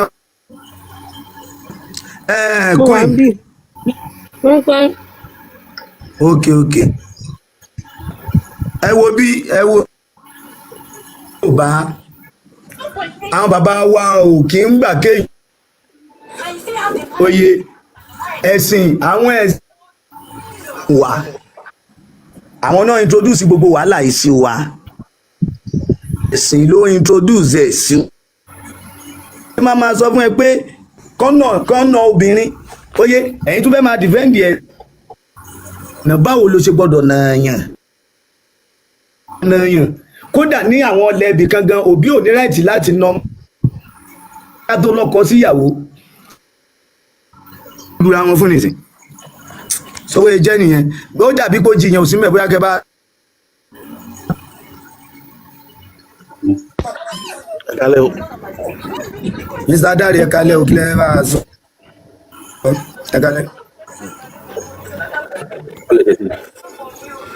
ó yẹ gbóhùn sókè à ń gbọ́ yín náà Mr. Dare. náà ẹ mọ gbọ́hùn mi ṣe ń gbọ́hùn mi n fẹ́ béèrè ni nítorí. à ń gbọ́ yín o jẹ́ muslim. ìyá muslim ni mo ń gbọ́ gbogbo ẹ̀ ń ṣe so ṣé ẹ̀sìn muslim náà ni ò dání àbí kí ni kò dánú ẹ̀ nítorí ẹni mà yóò ẹ ṣàlàyé fún mi kì í. bẹ́ẹ̀ni ẹ̀sìn islam ò dá rárá kò dá kò bójú mu kò dá láwùjọ. èwo ni ayé kò dá. a nílò ẹ̀sìn kankan ní ilẹ̀ wa. ẹgbẹ́ tí wọ́n gbé nílò ẹ̀sìn kankan lẹ́yìn èwo ni kí wọ́n á pa ẹgbẹ́ gbẹ̀sìn islam ò dá. ẹni tó ṣe islam wà dá ní ẹ sọ fún wa ṣó dá. ẹni sùn ẹ má jẹ ṣẹ́sìn islam dá ẹ má gbọ́ ṣẹ́sìn islam dá. ẹ jẹ́ kí kó ṣàlàyé nítorí ìyá kan sọ ọ̀lẹ́ kan pé tí ẹ bá ń bẹ lẹ́yìn òun tí bá pè yàn tí ìyá yẹn bá pè yàn wọn ni kí yàn jẹ kí yàn jáwọn kí yàn dá yàn lóhùn so ẹ kọ̀ fún yà yẹn pé sọ pé kò rí bẹ́ẹ̀. ẹmẹ́rì jáde ó yẹ ẹ̀yẹn ẹmẹ́rì jáde kátẹ́bí mọ̀ ni mo lè fún yín láti sà. ẹmu jáde ó yá ẹmu jáde ó yá. yẹ ẹ ń bẹ nísìnyí ẹ ń kọ́ nẹ́ẹ̀mà náà. ẹmẹ́rì ẹ̀ wà àwa máa ń gbèrè tẹ́ bá rí a máa kí ni ẹ ṣe sọ ẹmẹ́rì ẹ̀ wà. ọkọ tẹ́mi fi sọ̀rọ̀ yẹn ẹ má bínú sá o. ìyàwó fún ẹni sùn ẹ jẹ́ kó fún wa lẹ́rìí náà ẹ dúró náà ìyá fún ẹ fún wa lẹ́rìí náà. ẹ sọ fún mi ẹni pé obìnrin ò ní èrè nínú Islam. bẹ́ẹ̀ni kò lérí kankan. wọ́n sọ fún mi pé obìnrin ní èrè ní pé ọmọ tóbìnrin yẹn bá bí òun gángan lè rí ẹ̀. ìyá kún yìí Islam kọ́ lẹ fi ń bímọ náà ọ̀hún ọ̀gá ìyá kún yìí. bàbá ẹ ṣe sùúrù ẹ má bínú ẹ jẹ́ ká bóyá àní padà gbọ́ra wa yìí torí àwọn ní èmi nígbà tí àmọ́ ẹ̀yin náà nígbà tèmi náà ẹ jẹ́ ká ṣàlàyé fún wa. so ìyá kún ẹ̀yẹ mútu náà so ó yà mọ̀ gbọ́ yín ní nǹkan tí ìyá yẹn ń sọ nísìn. no ẹ má wọ ẹ jẹ́ kí mi àti yín jọ sọ̀rọ̀ sẹ́fì ìyá wa yẹn lẹ̀ ó yà mọ̀ gbọ́ yín ẹgbẹ́ sókè. ọ̀rọ̀ tí ìyá yẹn sọ mi gbọ́ mo fi send weekend ẹ má gbẹ ti wọlé mi wọ́n sọ pé Islam ò dà kò dẹ̀ pọ́n obìnrin lé Islam ìbànújẹ́ ló mú wa. kò pọ́n obìnrin lé báwo báwo kò pọ́n obìnrin lé báwo Islam sọ pé tí obìnrin bá kọjá níwájú ẹni tó ń kírun obìnrin àtajá àti ràkúnmí ọlọ́wọ́n tó ń ba irun jẹ́ nìyẹn kí lè rí sí. Islam sọ pé obìnrin kọjá níwájú ẹni tó ń kírun ìyẹn ìgbà àjọ tí máa ń kírun wọn dákọ̀ obìnrin fún yín. Big Joe ẹ bá ń gbé síta àtẹ bá wà ń bẹ Big Joe. ẹ mọ àwọn tí n tẹ́ ń gbé síta yẹn tí kò sí sábà nùsùn lẹ̀ n tẹ́ ń gbé síta kò sí sábà nùsùn lẹ̀ kó dẹ́ kó. ẹ jẹ́ kó gbé síta fún àwọn ẹ jẹ́ kí wọ́n gbẹ́rì jáde fún yín. ẹ mọ gbogbo ẹ̀rí tẹ́ ń gba látẹ̀kàn mọ́ rí ta ló gbà fún yín ṣebí ẹ̀yin kà nǹkan ni mo tẹ́ ń ka ẹ̀yin bí tẹ́tí gbé lọ mu èmi pa àwọn ọmọlẹ̀ lọ mu wá níbẹ̀ tó bí kí ni sẹ́ àwọn ọ̀tá Islam ni. àfa ẹ má wọrí tá a bá ti gbé tiwa wá ẹ̀yin náà láǹfààní àti gbé tiwa wá. mi ń ṣàfà. ok ẹ má bínú. mi ń ṣàfà. ok àfa tá a bá ti gbé tọ̀dọ̀ wa wá. Buhari 511. ìnídìí àfà mùsùlùmí ni mí títí fi kú. ok mùsùlùmí àti gbọ́ mùsùlùmí sàrí Buhari 511. ẹ fẹ́ gbà nǹkan lọ́wọ́ yàn kò sí ẹ fẹ́. wo bí a ní kí ni ìwúlò Islam kí ni ìwúlò obìnrin nínú Islam sẹ ẹ má pọn òròjọ kí ni ìwúlò obìnrin nínú Islam. bàbá ẹni sọ. ó jí wọn ti pè ní tẹ́lẹ̀ ẹ sọ̀rọ̀ tẹ́lẹ̀ lóyún tó ń sọ̀rọ̀ bá ti ṣe tán ẹ lè sọ̀rọ̀ ó jí. ibi tí fóun wà ní má bínú. ẹni sọ. ó jí ẹ lè sọ̀rọ̀ ń sìn ẹ fẹ́ gbà nǹkan lọ́wọ́ yàn ẹni tẹ́ gbé fọlọ́ ẹ ẹni kò wà bẹ́ẹ̀ lásán. bẹ́ẹ̀ náà máa wà bẹ́ẹ̀ ni. bẹ́ẹ̀ ó ṣe lọ abẹ́ kò yẹ abẹ́ lásán láyé. ẹ̀ka nǹkan tó gbé jáde ẹ̀ka máa wà àròjọ lókè sẹ́gbẹ́. tó lọ gbé ta ló gbà fún mu kò èmi gbogbo tẹ́ lọ gbé kò gbékúgbé lẹ́ lọ gbé kò. ṣe fẹ́ ká bẹ́ẹ̀ ká ṣe fẹ́ ká bẹ́ẹ̀ ká. àwọn ọ̀tá Islam. bíjò wọ́n ti sọ ẹnu ẹ̀ ẹ̀ka kàkà fún ìyá wa yìí ọmọ pé obìnrin ò jẹ́ nǹkan nínú Islam. ó yá o ẹ̀yin àfà àgbẹ̀ nǹkan wá ẹ sọ pé ọ̀tá Islam ló kà ẹgbẹ́lẹ̀ tí ọ̀rẹ́ Islam kọ wá náà. ok Sahih al-Bukhari 511 narrated Aisha ayálàyà àwọn mùsùlùmí. ìyàwó ẹ máa gbé ọba yìí fi ẹ̀yìn obìnrin wé ajá o ó yẹ ajá lọ. The thing which annoyed the prayer were mentioned before me. wọ́n sọ àwọn nǹkan tó máa ń ba ìrun jẹ́. They said prayer is annoyed by a dog. wọ́n ní ajá máa ń ba ìrun jẹ́. A donkey and a woman if they pass in front of a prayer. ẹni sùúrù Big Joe wọ́n ní ajá máa ń ba ìrun jẹ́ àti obìnrin àti kẹ́tẹ́kẹ́tẹ́ tẹ́ bá ti kọjá níwájú ẹni tó ń kírun. I said, you have made us woman dog. Aisha wá ń já fáwọn obìnrin pé Muhammadu kí ló dé tó fi àwọn obìnrin nínú Islam tó fi wọn wé ajá wá sọ obìnrin di ajá lásán. I saw the prophet praying while I was using to lie in my bed behind him. nígbà tó ń retí pé Muhammadu ń kírun tóun dẹ́wà lórí ibùsùn lẹ́gbẹ̀ẹ́. Wherever I saw in need of anything, I would slip away and like to face him. Olóhùn máa yọ kọjá àwọn onífẹ́ gbáwájú ẹ̀ so ìyá wa ajá ni wọ́n pe obìnrin nínú Islam ẹ lè gbóhùn sókè nsìn. ẹ ṣe.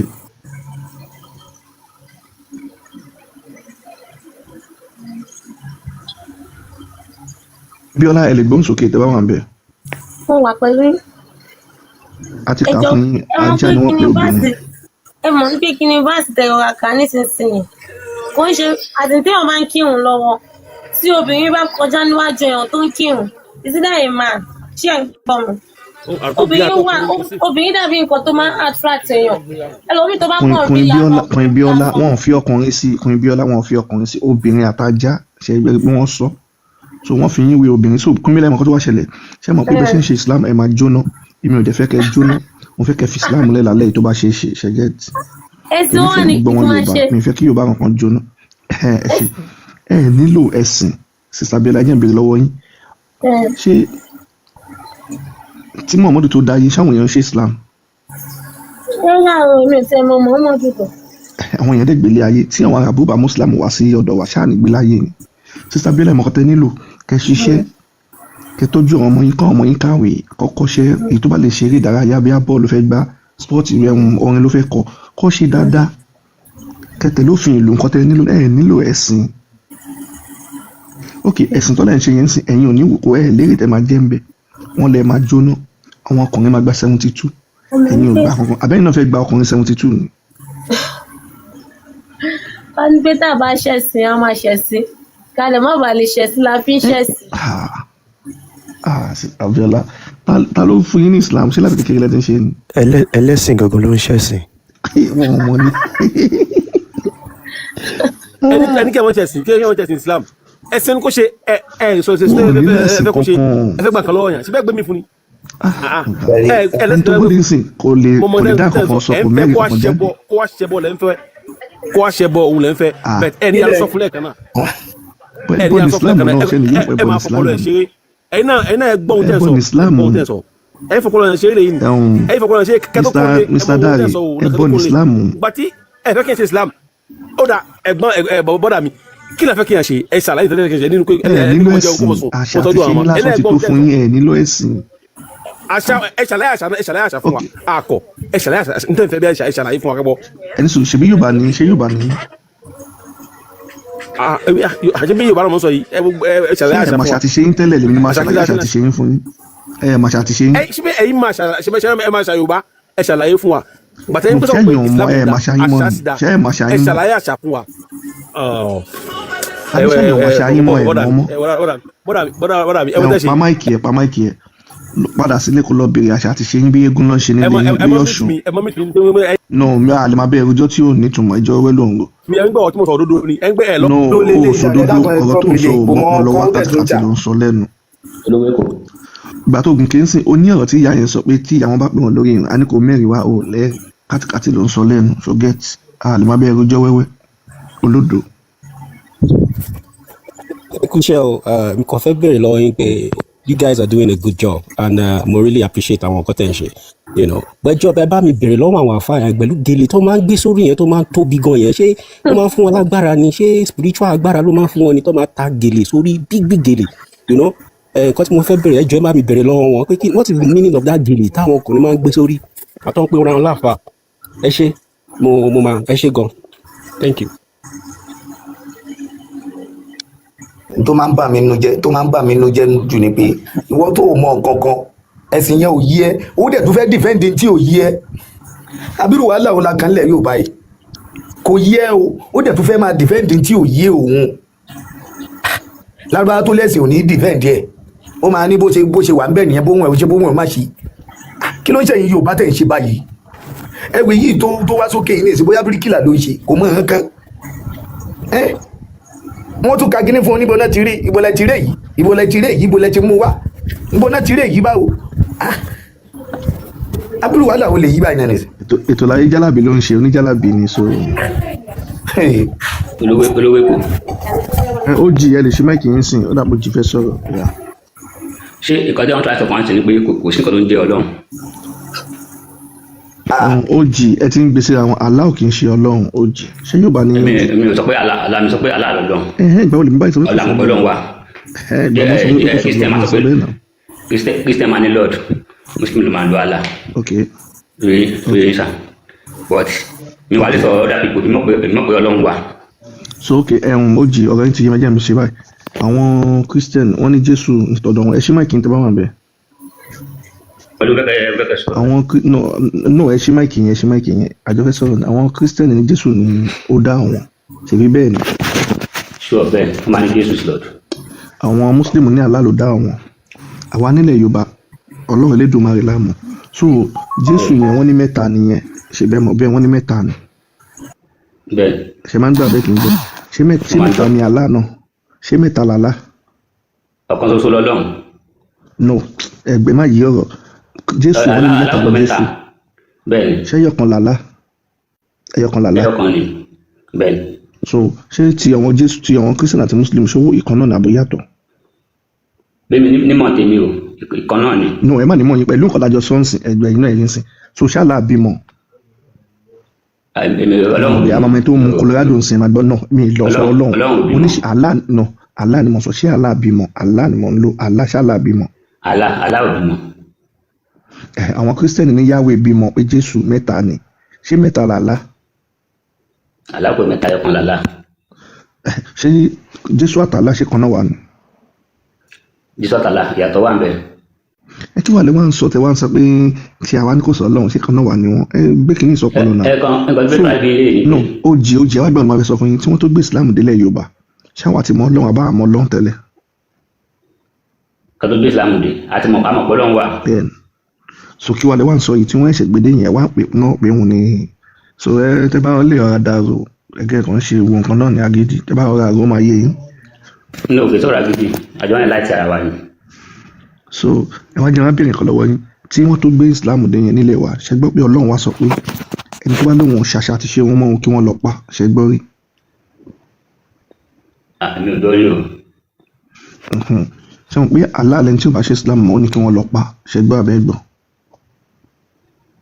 sa. Allah ni ẹni tí ó ṣe Islam mọ́ ó ní kí wọ́n pa ṣe gbọ́ abẹ́ gbọ́. èmi ò gbọ́ yẹn. ok wọ́n máa gbé jáde fún yín so kí tó fún yín ní kejì Allah ni ẹni tó bá jalè ó ní kí wọ́n gé ọwọ́ ẹ̀. o ti gbé àdìtì aláwa àyè kà tó bá ṣe. nọtìbí tó ti ní kọ́ pa ẹni tó bá fi Islam lẹ̀. ok ọwọ́ ọ̀tún ní 40-59 wọ́n yìí màkà wọ́ọ̀tún méjì náà so ó ní ẹni tó bá jalè kí wọ́n gé ọwọ́ ẹ̀ ó ní obìnrin tó bá ṣàgbèrè ní kí wọ́n pa so ṣé ẹni tó sọ̀rọ̀ yẹn ṣọ́lọ́run ni àbí ṣé gidi. nǹkan tó ń rú èmi lójú tèmi ṣe ń bí lé ìyẹn pé ṣé káwa ní kò sí Ọlọ́run ni. ṣé pẹ̀lú àlàyé tí mi àti ìjọ ṣe ń sìn mò ń fọ ìyàtọ̀ Allah àti Ọlọ́run fún yín ẹ̀dẹ̀ tó ń sọ pé ṣàkà ní kò sọ. ta ni ìmọ̀ ní Ọlọ́run ta ni mọ̀ ní Allah. ok ẹ máa ta lọ́lọ́run wà ń bàdàn so Allah jẹ́ ṣìgìdì tó wà ní Mẹ́kà tó máa mú ẹ̀jẹ̀ òun ló ń sọ̀rọ̀ nínú Quran ṣìgìdì tó wà ní Mẹ́kà ni Ọlọ́run Elédùmarè táwa ní kò mọ̀ kankan nípa Quran ṣèké Muhammadu ló mú Quran nípa Bible nǹkan tó máa ń pa Bible.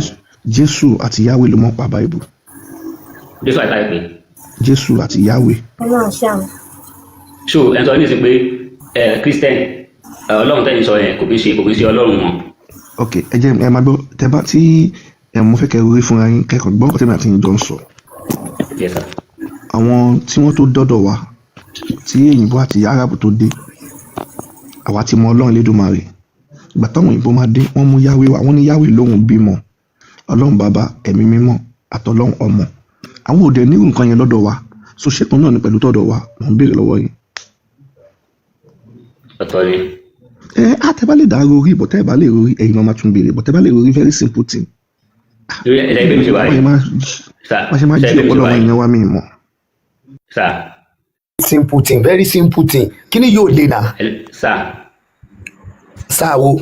Hello, bẹ́ẹ̀ mi ṣe wáyé. Ẹ ka Kùránì yẹn, ẹ má bínú ẹ ka Kùránì yẹn náà tá tó máa sọ̀rọ̀ bí ẹ máa jí díẹ̀ ẹ ka Kùránì yẹn ṣẹgbẹ́ wọn ní bá yín gbèsè. Ẹ ṣe.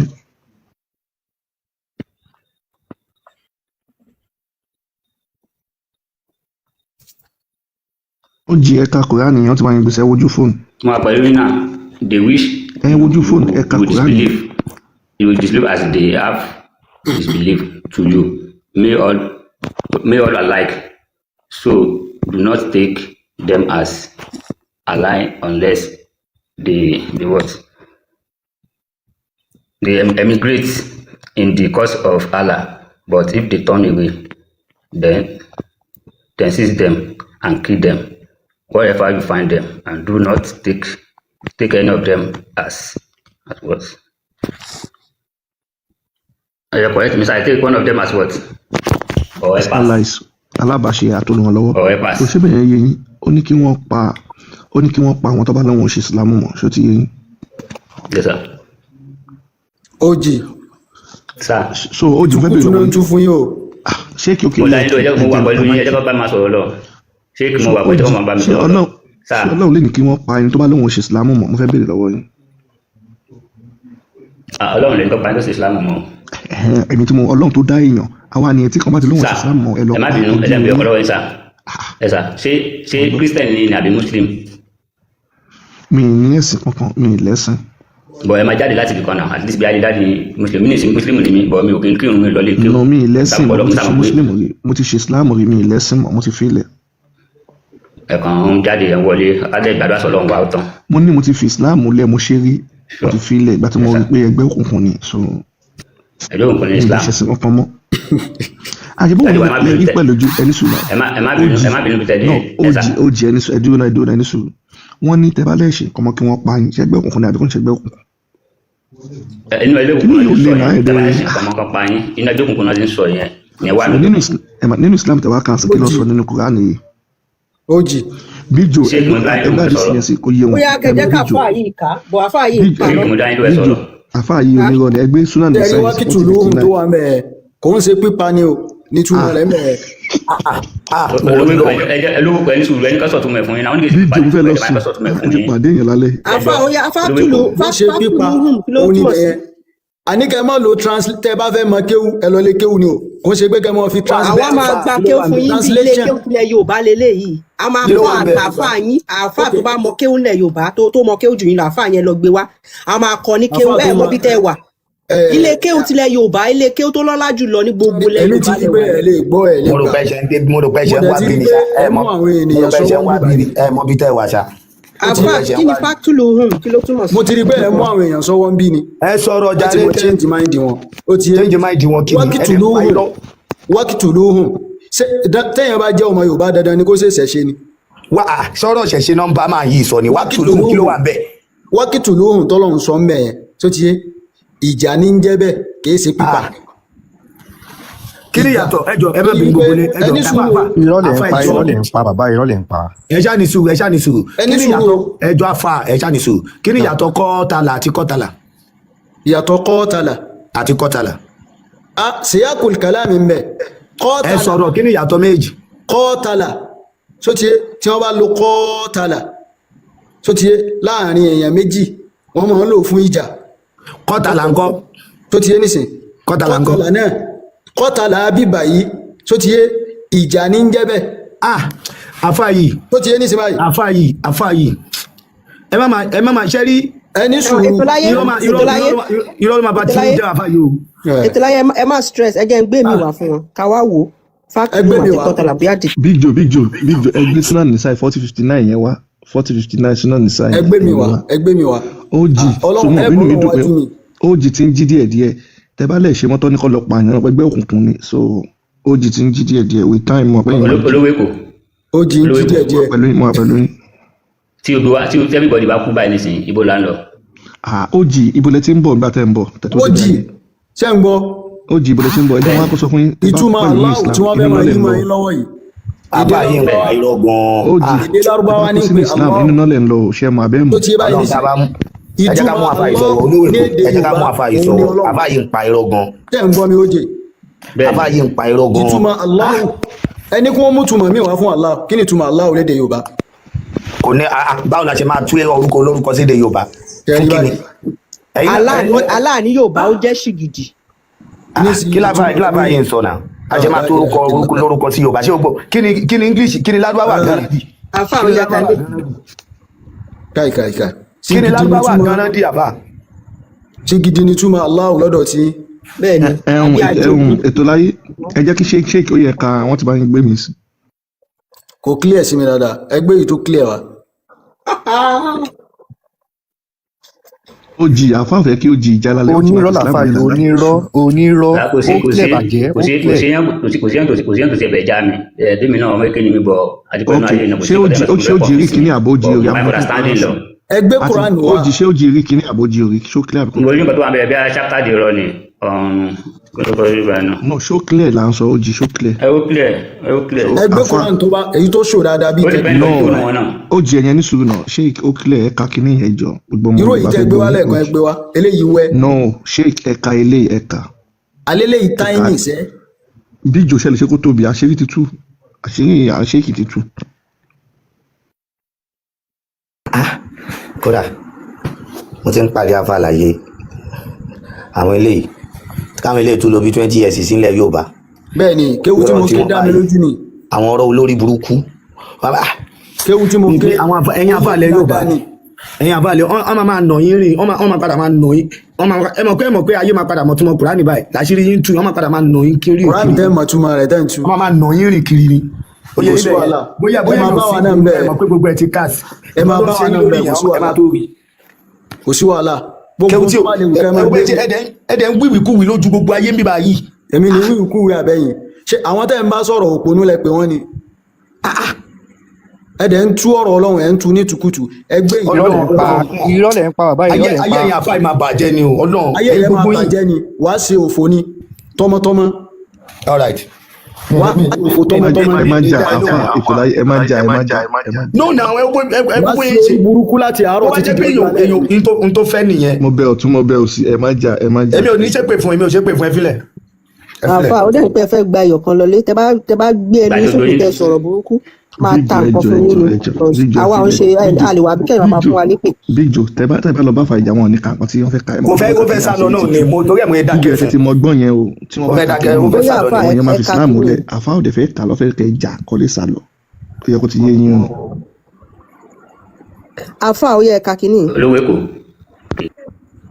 now àfa ká má tẹ̀ tí kàn kankan according to Sharia ẹni tó bá fi ẹ̀sìn Islam múlẹ̀ kí ni punishment ẹ̀?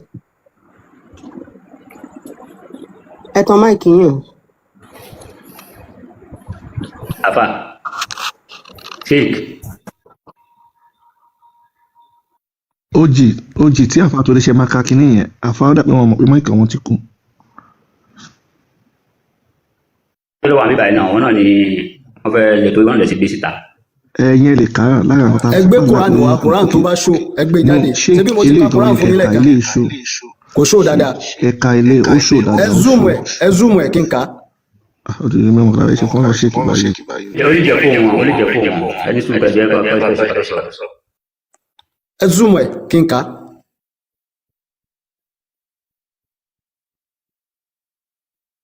ẹgbẹ́ wa náà.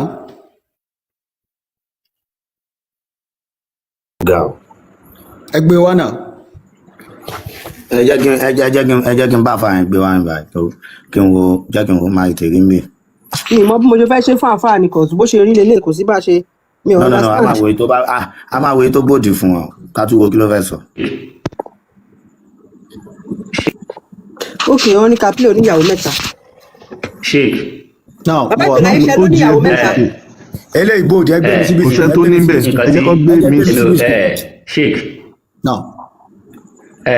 nǹkan tí ọlọ́run fẹ́ onífẹ́ kẹ́ sọ ìdá wọn ń wá against ọlọ́run ọ̀ wọn wá against ọlọ́run nǹkan tọ́lọ́run fẹ́ òtítọ́ ò lè mi fẹ́ kò sẹ́ni bọ̀ tó lè lórí anybody rò èyí sọ fún pé báyìí ní ó ti ṣó sheik ó yá ẹ̀ka wọ́n ti ṣe ó ti tóbi sheik nobi jù nǹkan tí ó jìn tó yà láti sọ ní pé nǹkan tá làbá sọ ni kí sheik sọ kí sheik má parọ́ sheik ó yá wọ́n ti bá yín gbé ẹ ṣe. وعن ابن عباس رضي الله عنهما قال رسول الله صلى الله عليه وسلم من بدل دينه واقتلوه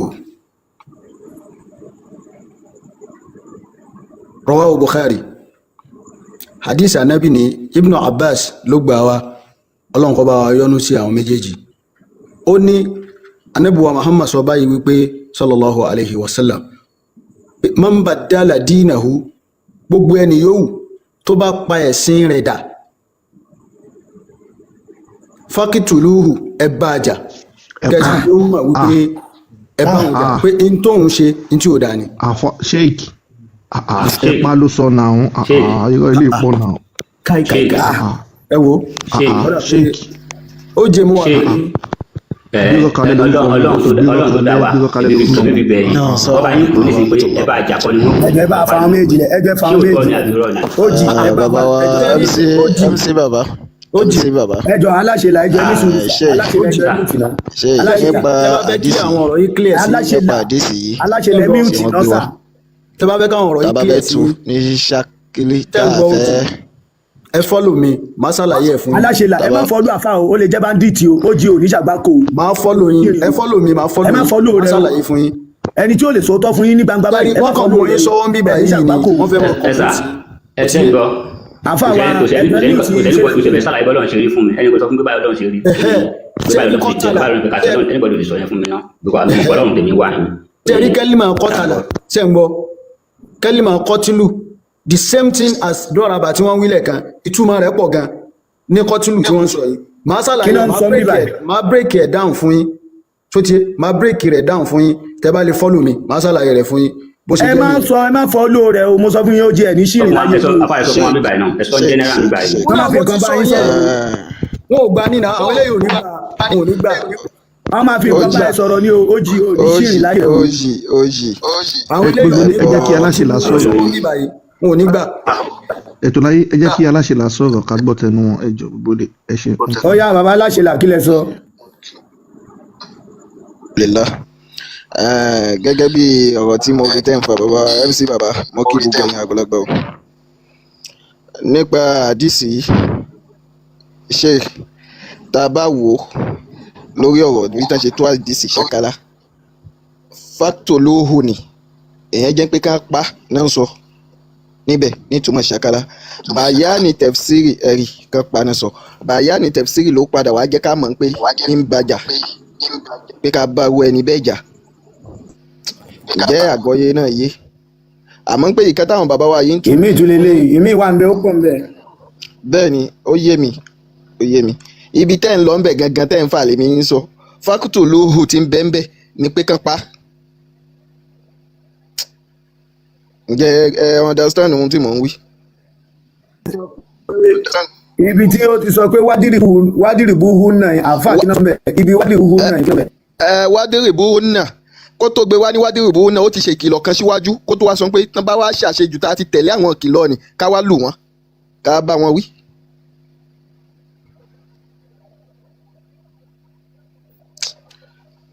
sheik ti sá lọ. ǹjẹ́ gbọ́ yé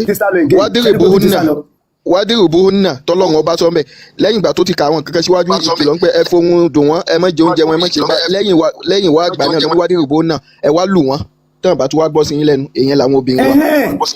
afáyẹn dẹ̀ ń pa irọ́ ó dẹ̀ ń pa irọ́ kọ́fọ́dọ̀ òun ó ti rẹ́ni tó fẹ́ ṣe jálàbí lára rẹ̀ tó fi nǹkan bá sọ̀rọ̀ ó dẹ̀ ń gòkè wá parọ́ kí ló ń ṣe àwọn àfa yìí ẹ̀sùn òdodo.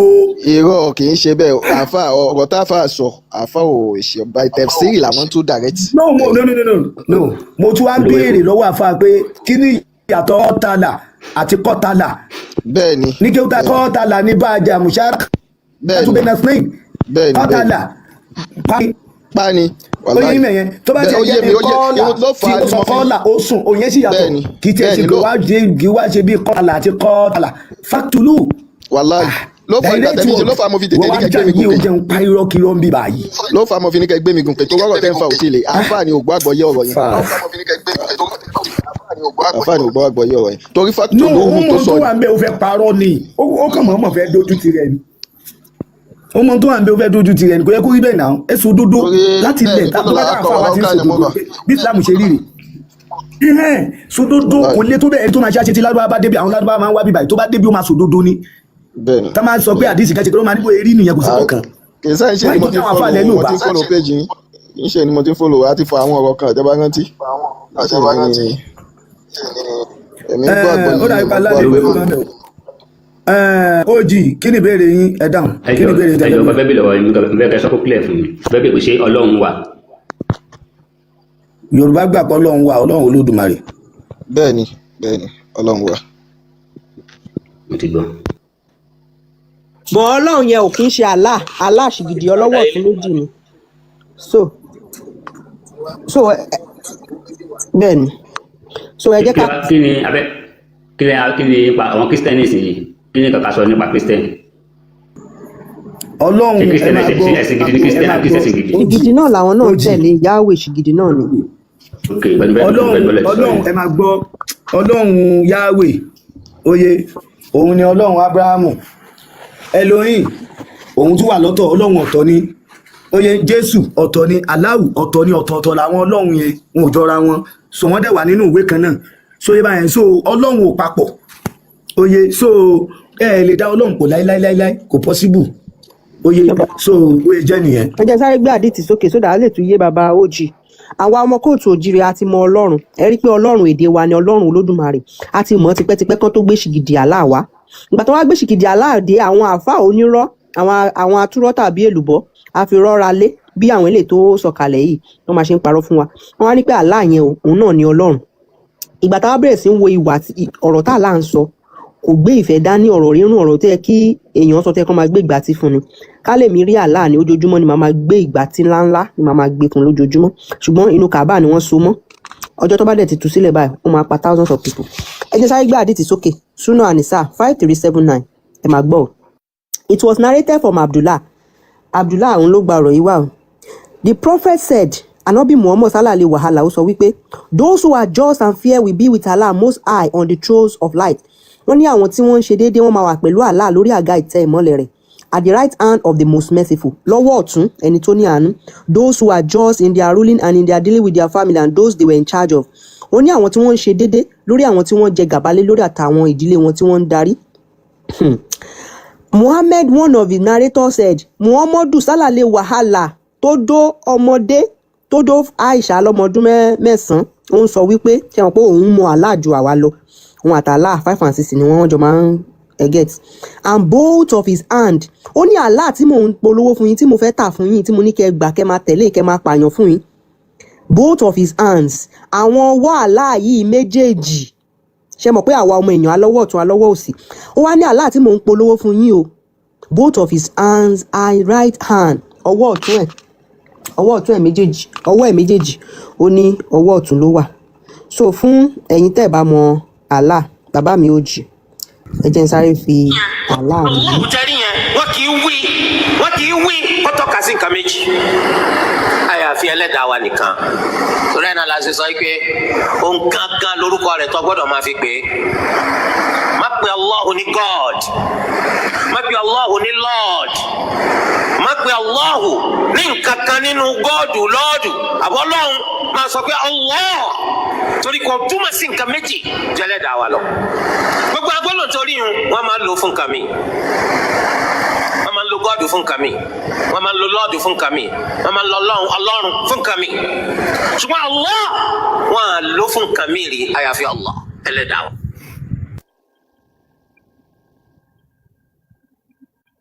àwọn àfáàyín lẹ̀ ń gbọ́ yẹn. ó yá jẹ́ ká ti sáré gbé ọ̀rọ̀ àwọn lárúbáwá yìí àwọn ọmọ lárúbáwá yìí já sáré gbọ́ kí ló ń ṣọwọ́ mi. Hands are right hands. We believe that both of the hands of Allah are what? كلتا يديه يمين. Both of them are right. And both of Allah's hands are right hands. We believe that both of the hands of Allah are what? كلتا يديه يمين. Both of them are right. How? I don't know. Don't try. The hadith says very clearly that both his hands are right. Allah described in the Quran that he has a face. Allah described in the Quran that he has two hands when he addressed Iblis, Satan. And he told him, what prevented you from prostrating to what I have created with my two hands?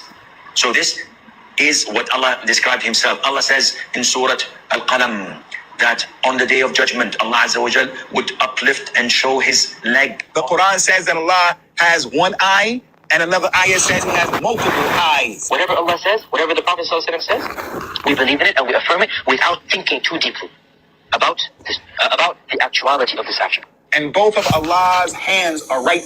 So náà lẹ ti gbọ́ yẹn àwọn ọmọ lárúbáwá ló sọ̀rọ̀. ẹgbẹ́ mi sí listing kẹ́mi náà fi kàn.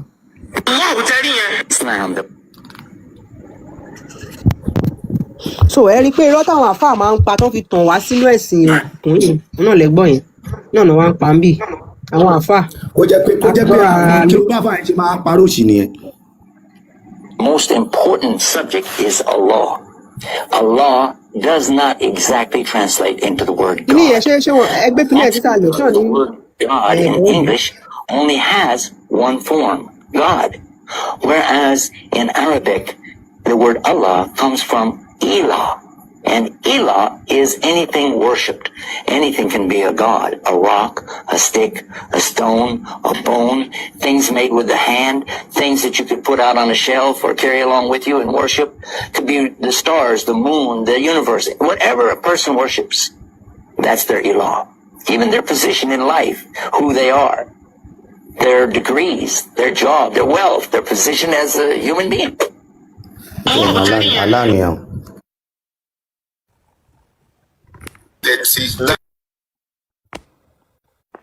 tó bàbá OG ẹ nídìí ẹ̀sìn especially ẹ̀sìn Islam ẹ bá wo òye bílé ayé ṣe ń lọ ẹ rí pé ẹ̀sìn Islam ni wọ́n fi ń pa èèyàn àwọn èèyàn tó kú nílé ayé yìí jù àìsàn kọ́ ló pa wọ́n o àìróúnjẹjẹ kọ́ ló pa wọ́n torí pé wọ́n ń ṣe ẹ̀sìn Islam ní ikú fi mú wọn lọ ṣe rí àwọn èèyàn tó lọ jí ní Kwara majority wọn tó pa they are Muslim.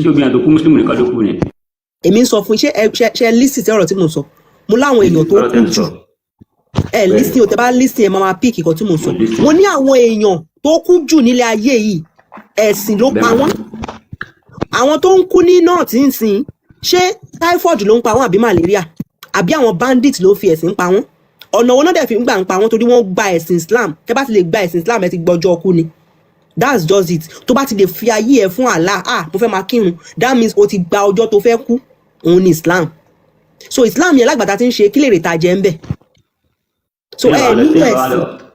àsùnwòn pé èèyàn lọ sí mosque ń dọ́dún ẹ̀gbẹ́ kù bí ẹ̀ bá wọn lọ sí church nǹkan. àní tẹ bá ń ṣe ẹ̀sìn sẹ́ẹ̀ àlọ́jọ́ ọkú lẹ gbà dọ́jọ́ mo ti gbẹ̀sìn báyìí ọjọ́. ok ma bọ̀ tó bá jẹ́ òun ọ̀dà ẹ̀sìn àbáláyé ìyẹn tún kọ́ ma. kò sí kan tó ń jẹ́ ẹ̀sìn àbáláyé náà culture àṣà àti ṣe ní ṣé ẹ̀ mọ̀ kan tó ń jẹ́ àṣà àti ṣe ní ṣé mọ̀ pé ẹ jẹ́ fún yín lápẹẹrẹ ọ̀rọ̀ ká ẹ máa ń ṣàkíyèsí àwọn ọ̀rọ̀ táwọn bàbá wa máa ń sọ bóyá ọmọ ó ń jẹun tán kò kí ń fọ abọ́ ẹ̀ àbó ń jẹun tán kò kí ń fọwọ́ àwọn bàbá wa máa ń sọ fún ẹ pé o ti fẹ́ sọ di àṣà dámi o ti fẹ́ sọ di ìṣe tó fẹ́ máa ṣe tó àṣà àti ṣe la ní àwa ò lẹ́sìn tẹ́ ẹ̀ bá gẹ̀ẹ́tì ẹ̀ kò sí kan tó ń jẹ́ ẹ̀sìn àbáláyé àwọn tó bá ń sọ fún yín pé ẹ̀sìn àbáláyé wọ́n tún fẹ́ fi yín sí oko ẹrú ẹlẹ́ẹ̀kejì ni àbí ẹlẹ́ẹ̀kẹta àṣà àti ṣe bóyá ilé yín tẹ bá jọmọ kóòtù òjìrè lóòótọ́ wọ́n máa ní àṣà tẹ́ ń ṣe different àwọn kan táwọn bàbá máa ń ṣe ẹ rí bóyá ọmọ tí wọ́n bí ó ní bọ́n ṣe máa ń mọ ọmọ ọkọ yàtọ̀ sọ́mọ àlè àṣà wọn ni àṣà àti mọ ọmọ ọkọ sí ọmọ àlè kárúgbó bá kú ó ní ìlànà tí wọ́n gbà ń sìn àṣà yín ni nínú ilé yín nílé yín ń bẹ tẹ bá fẹ́ fẹ́ ìyàwó